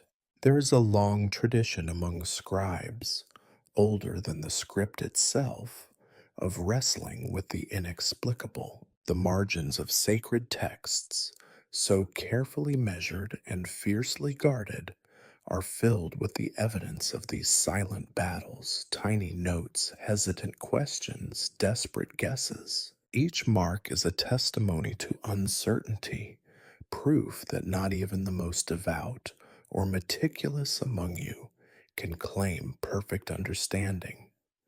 Your first instinct, when confronted with a puzzle, is to ignore it. You copy the words as faithfully as you can, hoping that clarity will descend upon you before you reach the end of the page. But more often, the confusion deepens, and you are forced to admit defeat. It is then that you turn to the margins, a narrow strip of freedom, a private refuge for honest confusion. You write small, almost apologetic notes, meaning unclear, possible error, check original. Sometimes you offer a tentative translation, bracketing it with question marks. At other times, you simply write a sigh in ink, a wordless acknowledgement that for this line at least, the sacred has become inscrutable.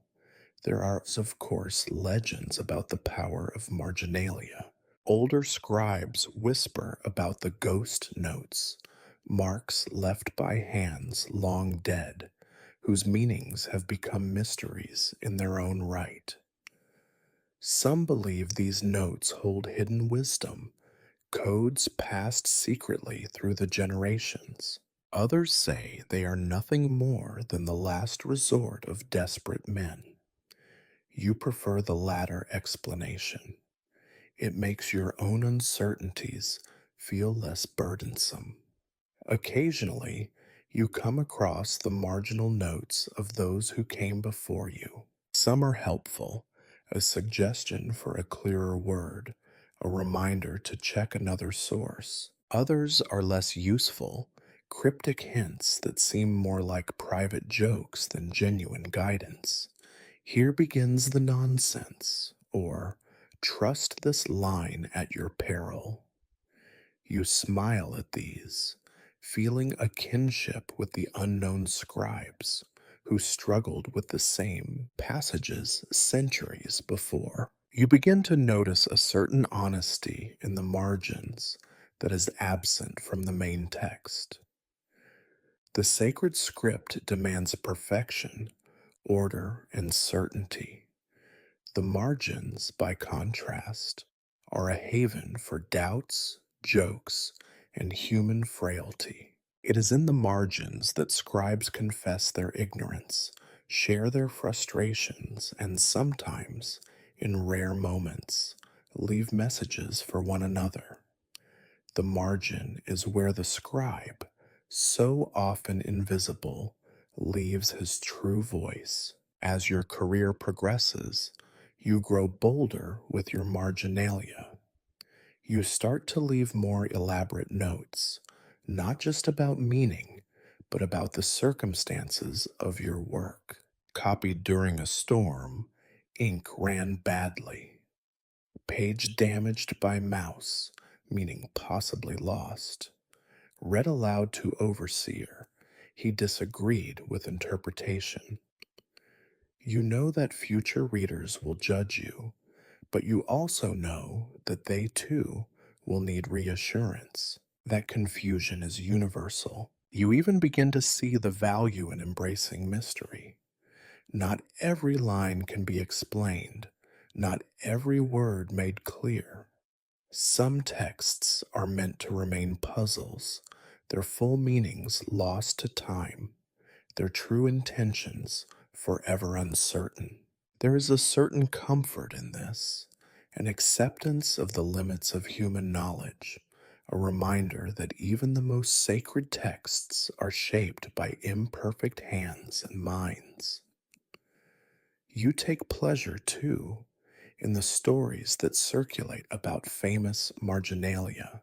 There is the tale of the scribe who, unable to decipher a particularly cryptic passage, left a note so witty that it was copied along with the text for generations. Some readers now believe it to be part of the original, a sacred joke hidden in plain sight. Another scribe is rumored to have embedded secret messages in his notes, a running commentary on the politics and absurdities of his time. Scholars debate endlessly about the meanings of these annotations, never suspecting that many were written in boredom or spite or simple fatigue. There are moments when you are tempted to invent mysteries of your own. You slip an invented word into a dense passage just to see if anyone notices. You annotate an obviously wrong translation with feigned authority, imagining the confusion it will cause. It is a small rebellion, a way to remind yourself that the sacred is not always so serious, that even eternity has room for mischief. You realize, over time, that these marginal notes are more than mere footnotes. They are a parallel history, a shadow text running alongside the official story. The margins record what the main text cannot: confusion, humor, exhaustion, doubt. In the end, they may be the most honest thing you ever write. As you finish another page, you look back at your notes and feel a strange pride. You have not solved every mystery. You have not clarified every word, but you have recorded your struggle, left a map for those who follow, and, in your own way, made peace with the limits of your understanding. The margin, you decide, is where the scribe becomes fully human. And perhaps long after the main text is forgotten, it is these quiet admissions, the I do not know, the meaning unclear, that this makes no sense, that will endure. It is a strange sensation, copying lines that might one day shape the destinies of people you will never know. The weight of the ink feels heavier, the papyrus sharper beneath your hand, when you pause to consider that your work might reach beyond this stifling room, beyond even the lifetime of your children's children.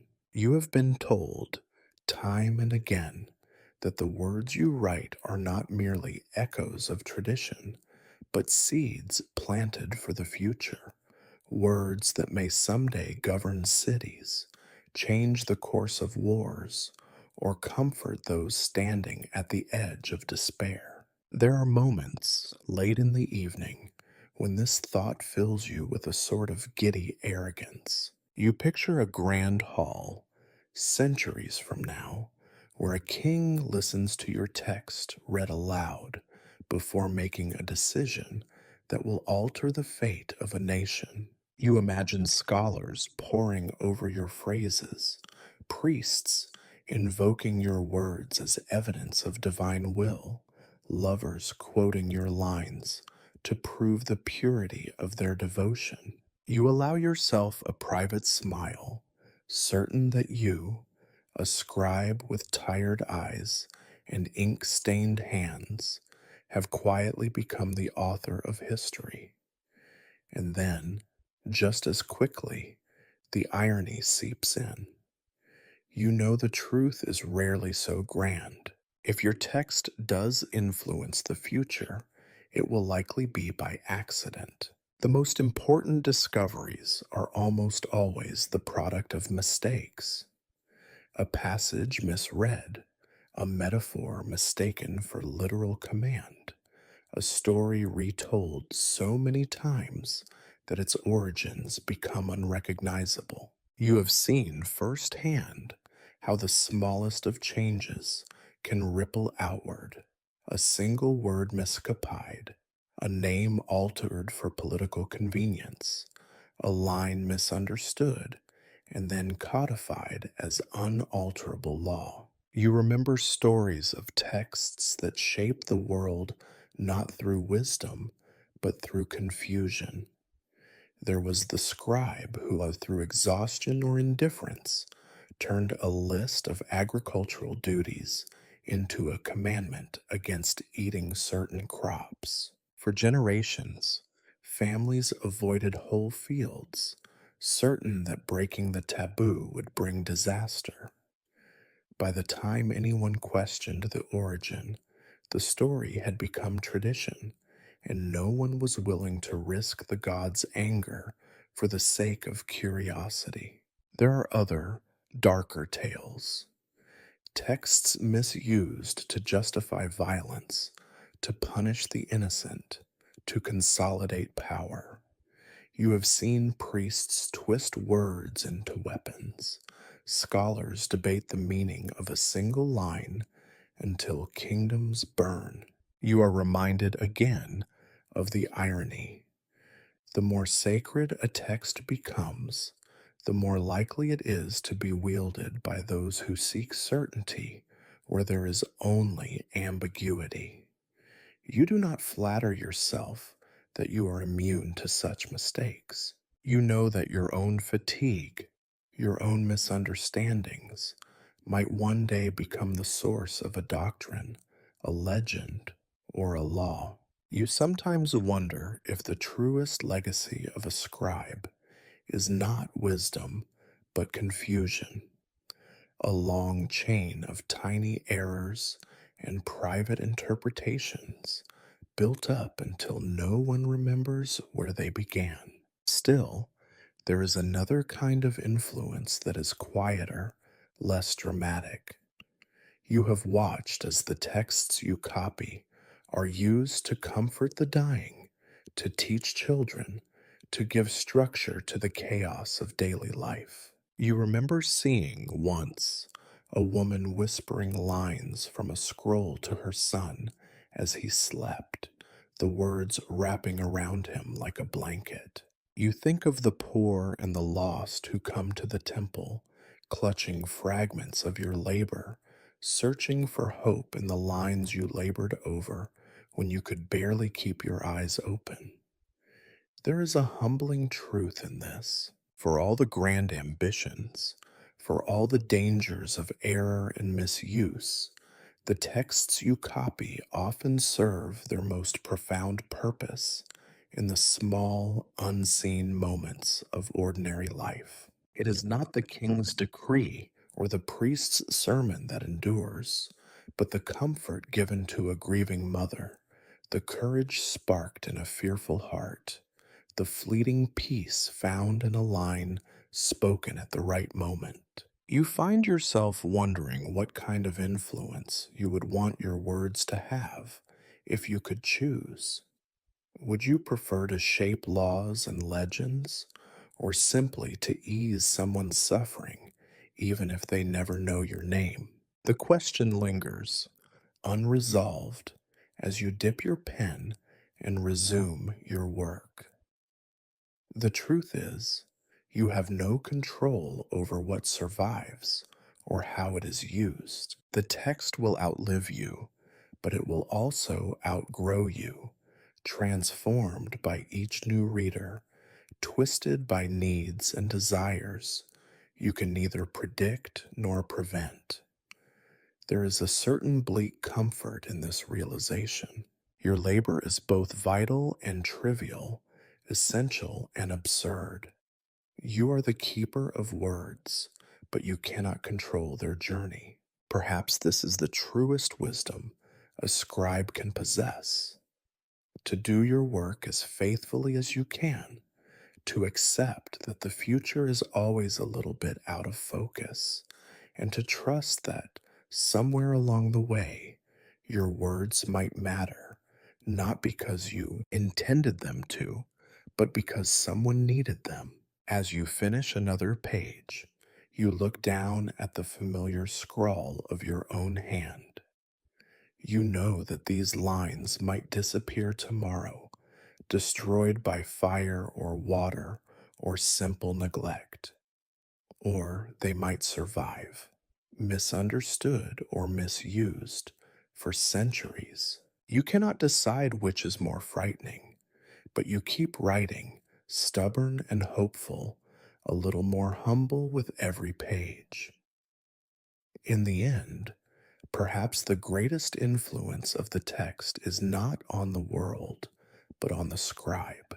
You have learned patience, caution, humility, and a certain irreverent humor.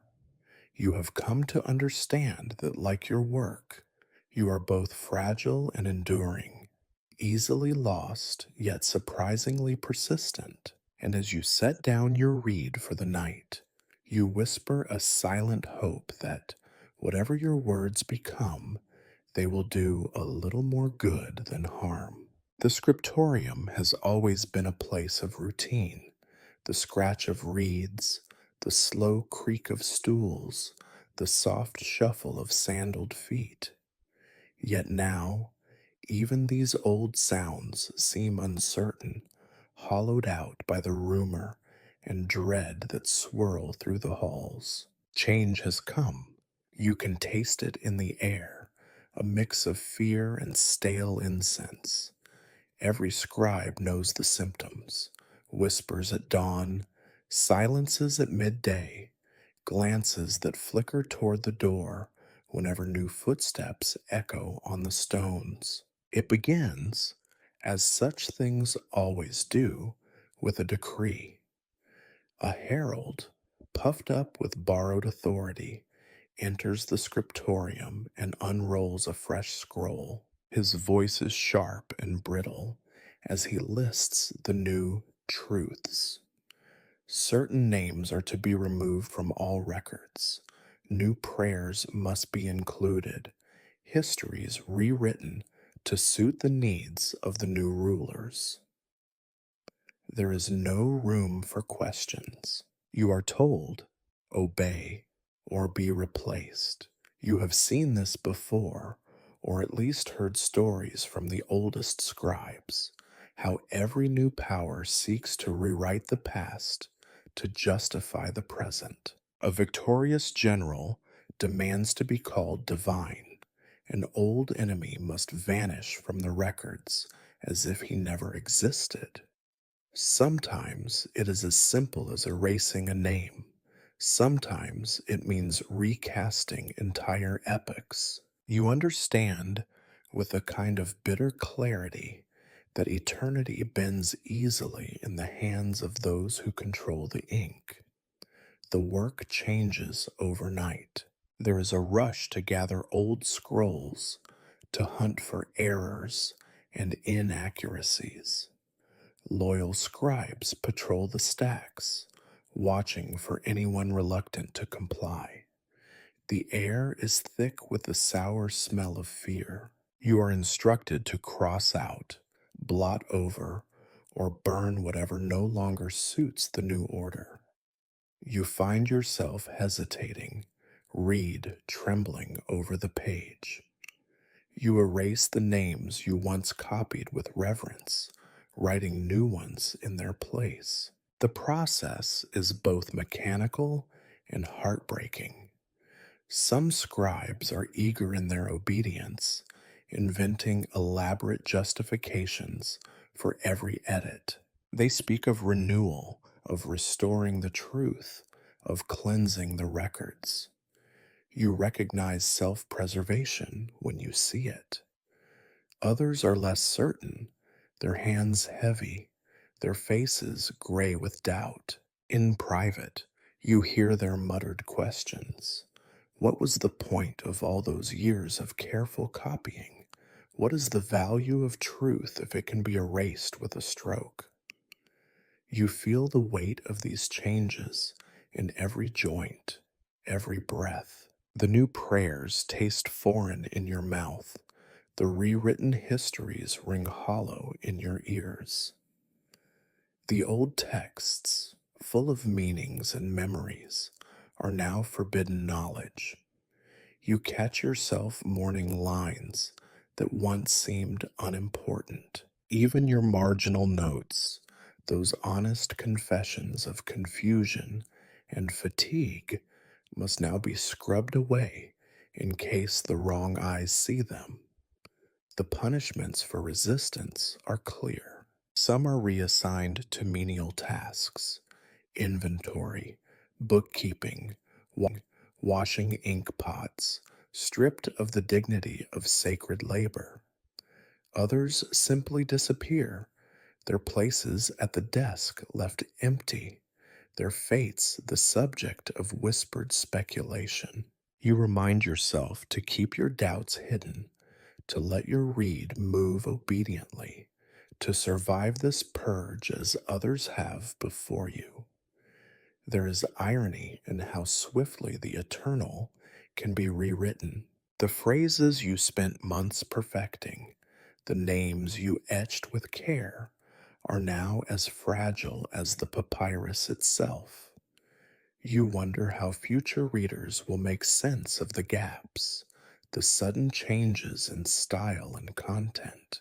Perhaps they will invent stories about lost wars or divine revelations, never guessing that the truth was simply erased and replaced over and over by people too frightened or too ambitious to let the past stand unedited. Sometimes, when you are alone, you allow yourself a small act of defiance. You write a name in invisible ink, hide a reference in the margin, leave a mark only another scribe would notice. These are tiny rebellions, more gesture than hope, but they are all that is left to you. You know they may be discovered, and that you will have no defense, but the urge to remember, to record even a fragment of what was, is stronger than your fear. You begin to understand that this cycle will never end. Every age imagines itself permanent. Every ruler believes his truth will outlast all others. But you, with your ink stained fingers and your catalog of erasures, know better. You have seen the way the wind shifts, how yesterday's heresy becomes tomorrow's orthodoxy, how even the most sacred text is only as secure as the next decree. You recognize that, for all its claims to immortality, the written word is at the mercy of those who wield power. Still, you keep working, moving your reed in careful lines, hiding your sorrow in the rhythm of your labor. You survive by adapting, by letting your doubts live in silence, by trusting that some fragment, however small, will slip through the cracks. It is not the heroism sung by poets, but it is a kind of courage all the same. You finish your work for the day, eyes aching, spirit bruised. As you roll up the papyrus and set it aside, you whisper an old line, one that has survived many purges, many edits, many rulers. This too shall pass. You know that power is fleeting, that every decree is another layer of dust.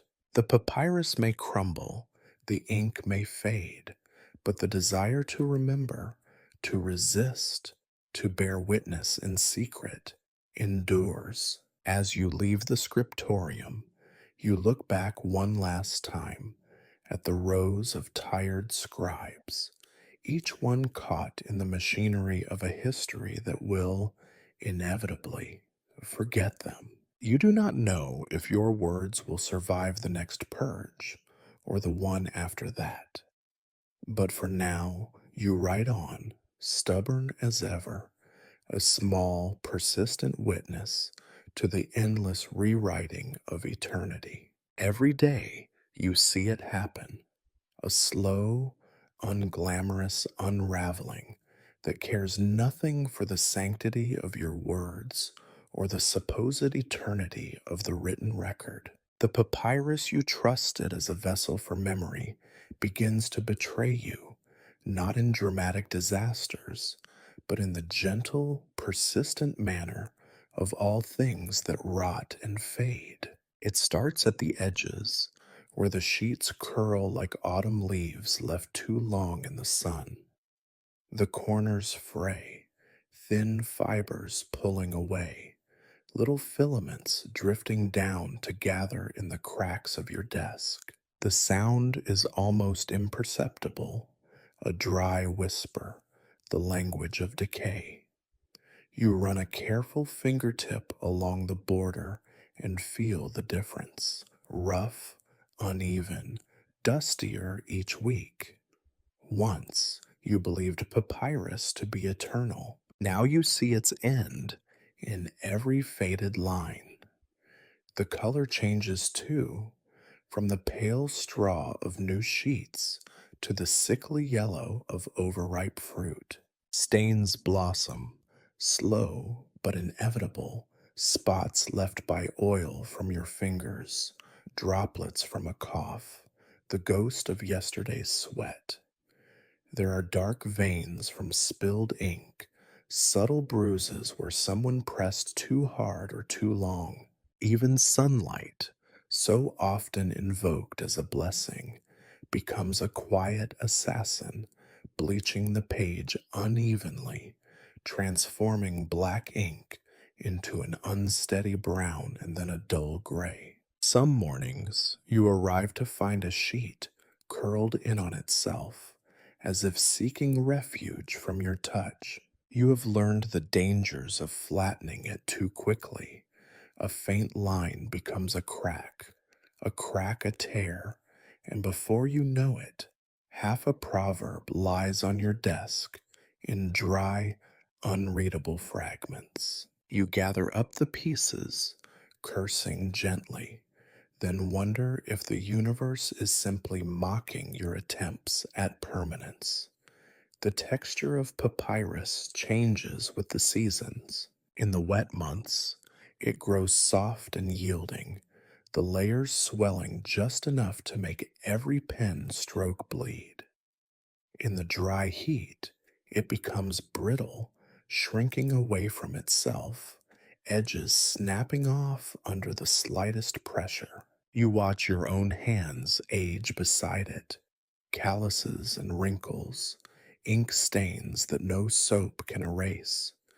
There is a kinship there, two fragile things, trying their best to hold together while the world conspires otherwise. Sometimes, when you unroll a scroll copied decades earlier, you are struck by how quickly time works its edits.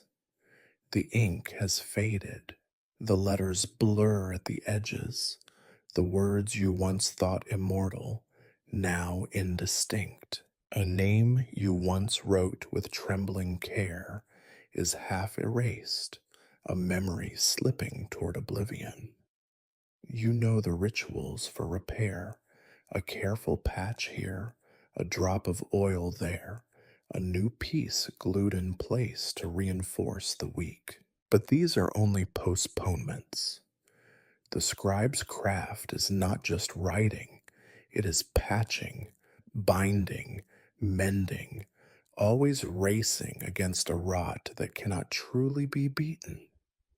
There is a certain dark humor among scribes about the chemical curses of papyrus. You all know the warnings. Keep away from damp, from sun, from mice, from mold.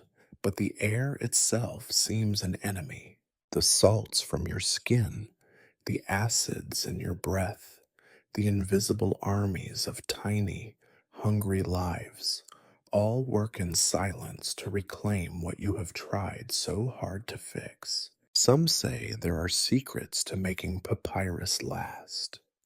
Special oils, particular incantations, a perfect balance of light and dark. You have tried them all, and still the decay continues, slow and indifferent. You have seen old scrolls blackened by time, as unreadable as coal. Others have been gnawed to lace by insects, each hole a letter lost forever. You wonder sometimes about the scribes who wrote these lines. Did they notice the first signs of age? Did they care? Or did they, like you, simply write on, trusting that someone would make another copy, patch another tear, whisper the lines aloud when the page itself was gone? There are moments when the decay feels personal, as if the universe is intent on erasing your effort. You feel a peculiar sorrow as you watch a line fade, a memory dissolving, a lesson sinking beneath the weight of silence. But there is also a strange relief in it. No matter how careful, how devoted, how exacting you are, the papyrus will not let you take yourself too seriously. It insists on humility, on the knowledge that all things, even the sacred, must eventually give way. The aging of papyrus is the best editor you will ever know. It strips away the flourish, the excess, the pride, the finest script, the cleverest marginal note, the most important command. All are equal in the eyes of time and weather. The page remembers your labor only as long as it can resist the slow, patient attack of the world outside your window. You begin to cherish the imperfections, the stains and tears and faded lines. Each one is a record of use, of survival. The patched corners and darkened spots are signatures, proof that the text has lived, has passed through hands and eyes and years. In the end, a page that is worn and battered is more sacred than one left untouched, more honest than the illusion of perfection you once tried to achieve. When you finish your day's work, you brush the crumbs of old papyrus from your robe, gather up the frayed scrolls, and store them as best you can. You know they will not last forever. But you also know that the very act of writing, repairing, and preserving, however futile, is a kind of resistance, a small, stubborn affirmation that memory is worth the struggle, even when the odds are hopeless. And so, tomorrow, you will return to your desk, lay out another fragile sheet, and write again, your words already fading even as the ink dries. You accept it at last as part of the scribe's inheritance, not immortality, but the slow, honest battle against forgetting, one fragile page at a time. There comes a point in every scribe's career, usually late, when the lamps burn low and the world outside the scriptorium is dark and silent, when you are struck by the urge to leave a message, not for your overseer, nor your peers, nor even your own descendants, but for a stranger in a far distant future. It is an urge older than any scroll, born from the certainty that if you are to be remembered at all, it will not be as a name, but as a whisper left between the lines. You begin in the margins, of course. You have long since mastered the art of the unobtrusive note, the hidden aside, the carefully ambiguous phrase. But this is something different. This is a message meant to slip through the cracks of censorship, through the rot and ruin of centuries, through translation and reinterpretation and scholarly confusion. It must be small enough to survive, clever enough to be overlooked, but clear enough that some attentive reader, centuries hence, might recognize it as a human voice reaching out across the abyss. You have studied the methods of the ancients. There are secrets hidden in acrostics. Take the first letter of each line, and a new message emerges. There are ciphers, codes wrapped in the ordinary script, references to legends only another scribe would understand. Sometimes the truth is hidden in plain sight, a repeated error, a deliberately strange turn of phrase, a word borrowed from a dialect no longer spoken. You wonder, as you plan your message, which of these devices will outlast the decay that consumes the papyrus, the indifference of future readers, and the zeal of those who would erase every trace of you. You have read stories of scribes who left their mark in this way.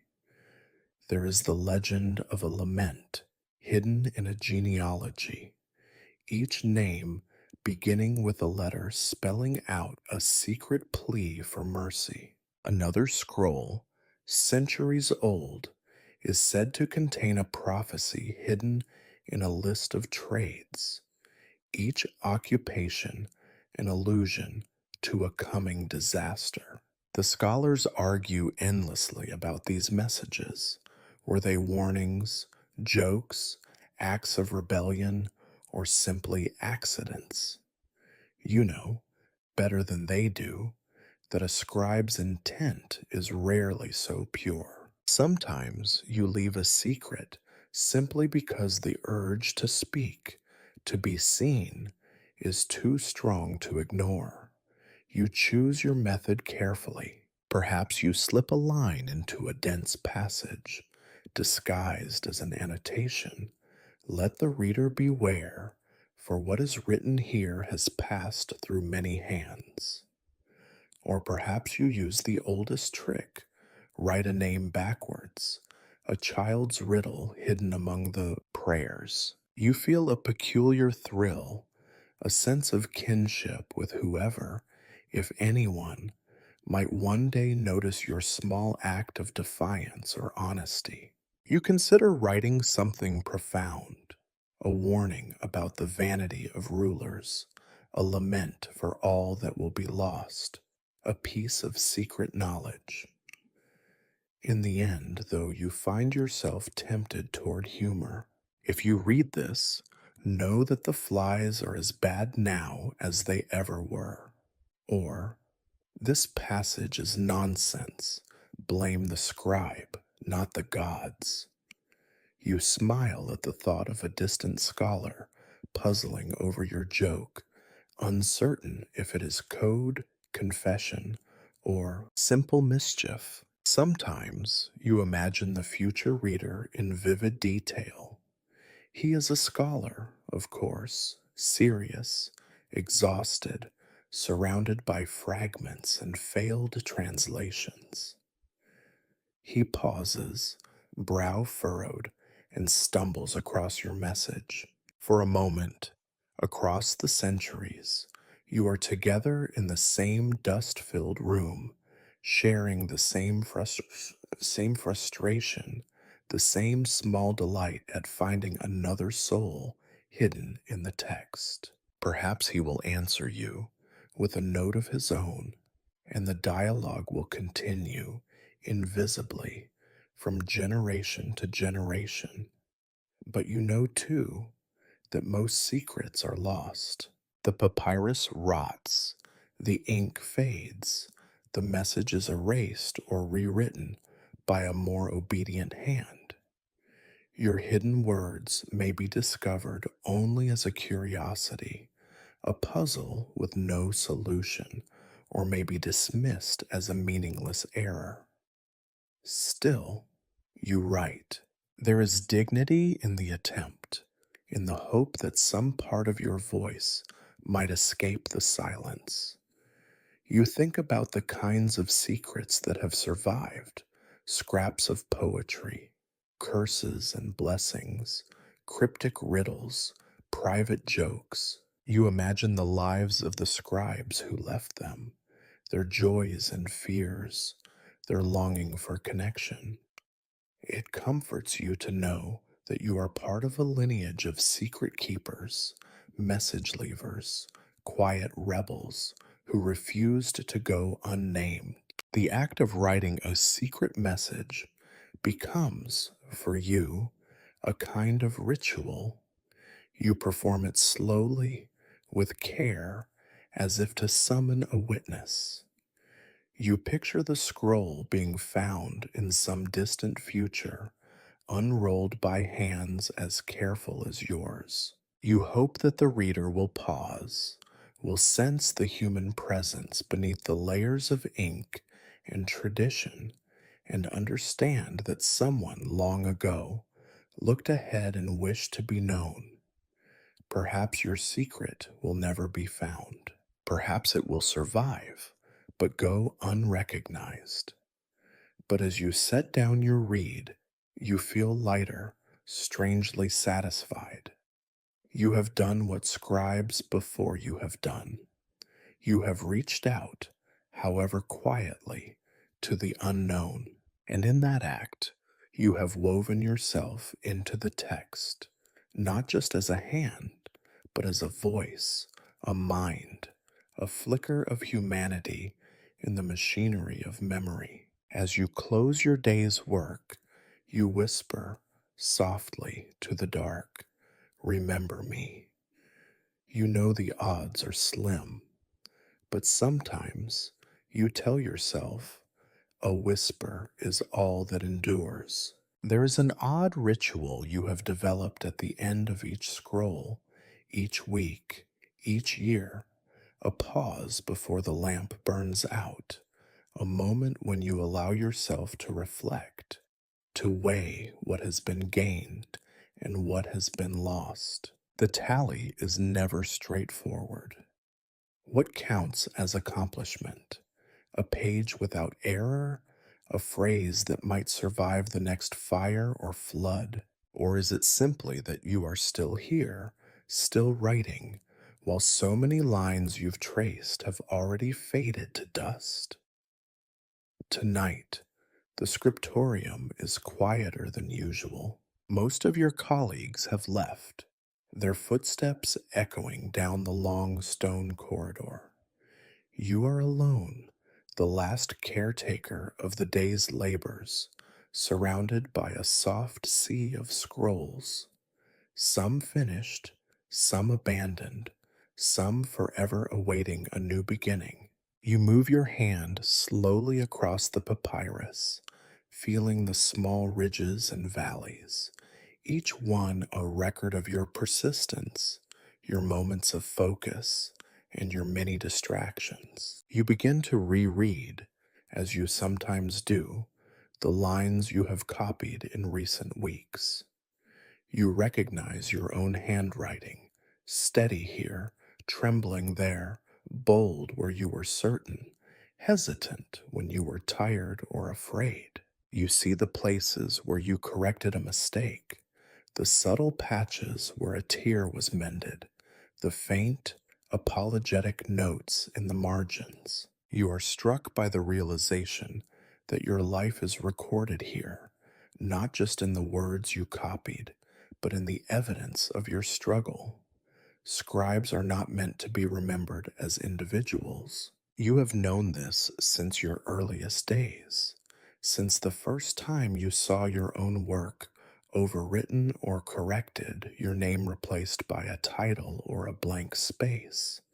The anonymity is both a comfort and a curse. You take pride in your discipline, your survival, your quiet service to the sacred, but there is a part of you that longs to be acknowledged, not as an abstract function, but as a person who has lived and labored in these rooms. You think of the texts you have helped preserve, the doctrines and prayers, the records of births and deaths, the long, meticulous lists of offerings and obligations. You know that some of your words have become laws, others have offered comfort, and a few perhaps have sown confusion.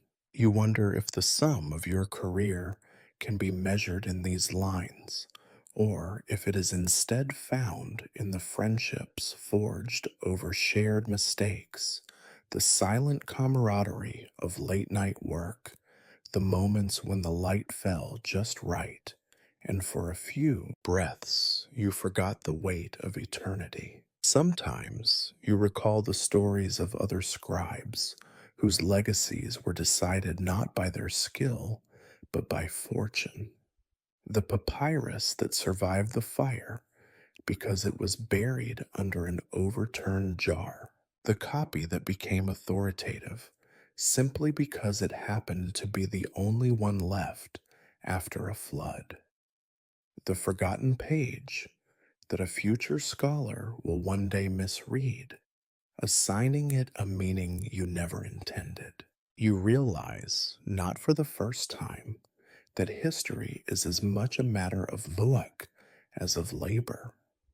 You also remember the losses, the scrolls ruined by damp, by careless hands, by indifferent time. The days when you copied an entire passage only to learn it had been struck from the canon, your labor erased by decree. The hours spent repairing pages no one would ever read.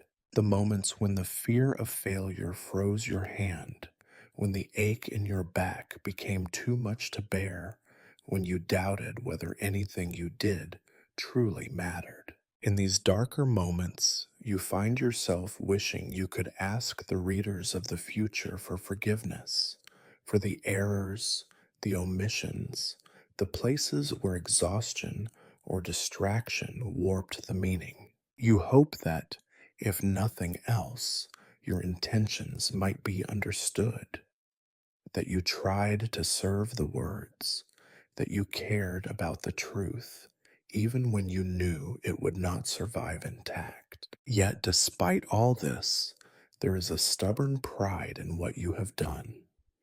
You know that every page you filled, every word you traced was an act of defiance against oblivion. You remember the first day you held a blank sheet, the tremor in your hand, the sense of possibility. You remember the small victories, the perfect line, the page without error, the moment of insight in the midst of confusion. You remember the laughter shared with fellow scribes over a particularly ridiculous translation, the relief of finishing a difficult passage, the quiet satisfaction of placing a completed scroll on the shelf. As you look back on your work, you see that it is not perfect. It is full of gaps and scars, the story of a human life written between the lines. But it is also evidence of resilience, of the determination to bear witness, even in obscurity. You are not the author of these words, nor their owner, but you have been their guardian. In this, you find your legacy. You roll up your last scroll, set down your pen, and extinguish the lamp. The scriptorium fades into darkness, but you linger a moment, listening to the silence. You know, as every scribe knows, that all written things will one day vanish, but until then, they endure, if only a little longer, because you gave them your hands, your eyes, your nights. You leave the room quietly, taking with you nothing but the faint scent of ink and the memory of all the words you have tried and sometimes failed to preserve. You tell yourself that it is enough, that survival, even for a moment, is a victory. In the end, you have written not for eternity, but against forgetting.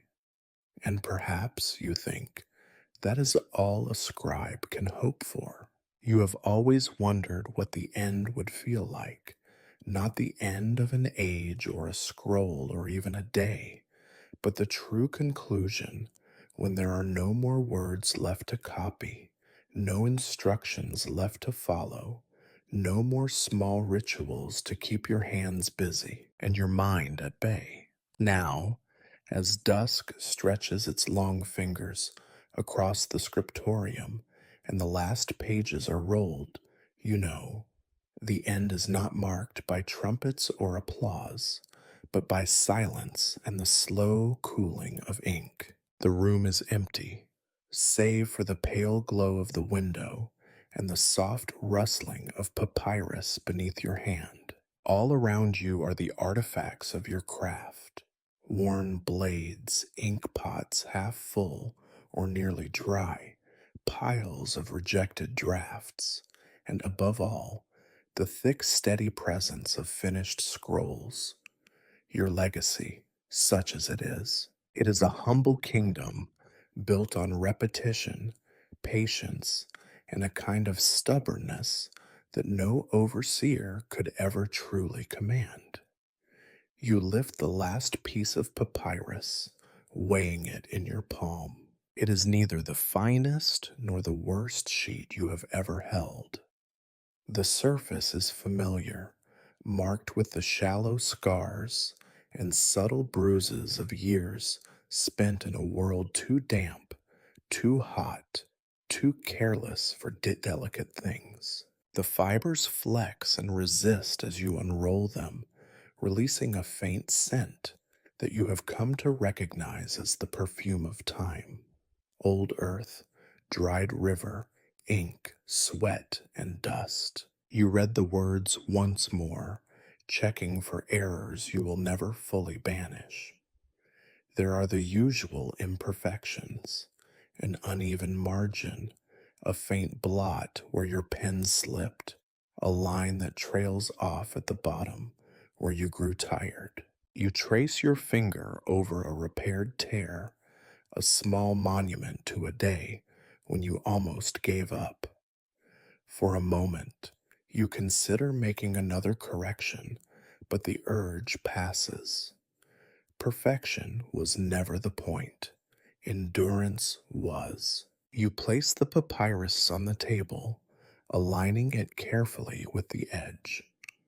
This gesture, simple as it is, feels like a closing of a circle, a final act that is both insignificant and immense. You imagine, for a heartbeat, that you can hear the whispers of every scribe who came before you, their ghosts gathered around the table, nodding in quiet approval or, more likely, exchanging wry remarks about the absurdity of the whole endeavor.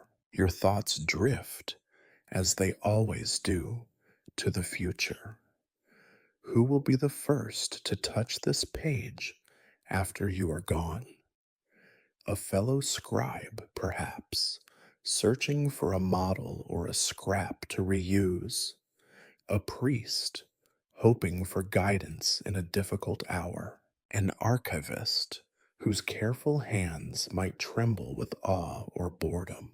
Or centuries from now, an archaeologist, brush in hand, piecing together your work from the ruins of a forgotten civilization, puzzling over the handwriting, the mistakes, the smudges, the jokes hidden in the margins. You do not know what the world will become, or whether any of your words will matter in the end. You have learned over the years to surrender such questions. History, you know, is not a story of triumph, but of survival and erasure, of memory gnawed by time and rebuilt by those stubborn enough to care. There is a melancholy freedom in admitting that even the greatest labor is only a brief stay against the void. You stand for a moment, back aching, fingers stiff, and look out the window at the fading sky. The city beyond the walls breathes in the twilight, unaware of your little drama, your hope, your regret.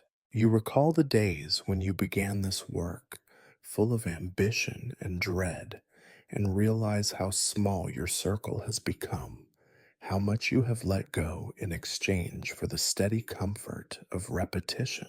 You say your farewells silently, not to the people, most of whom you barely knew, but to the tools, the words, the daily rhythms that shaped your life. Each object is a memory.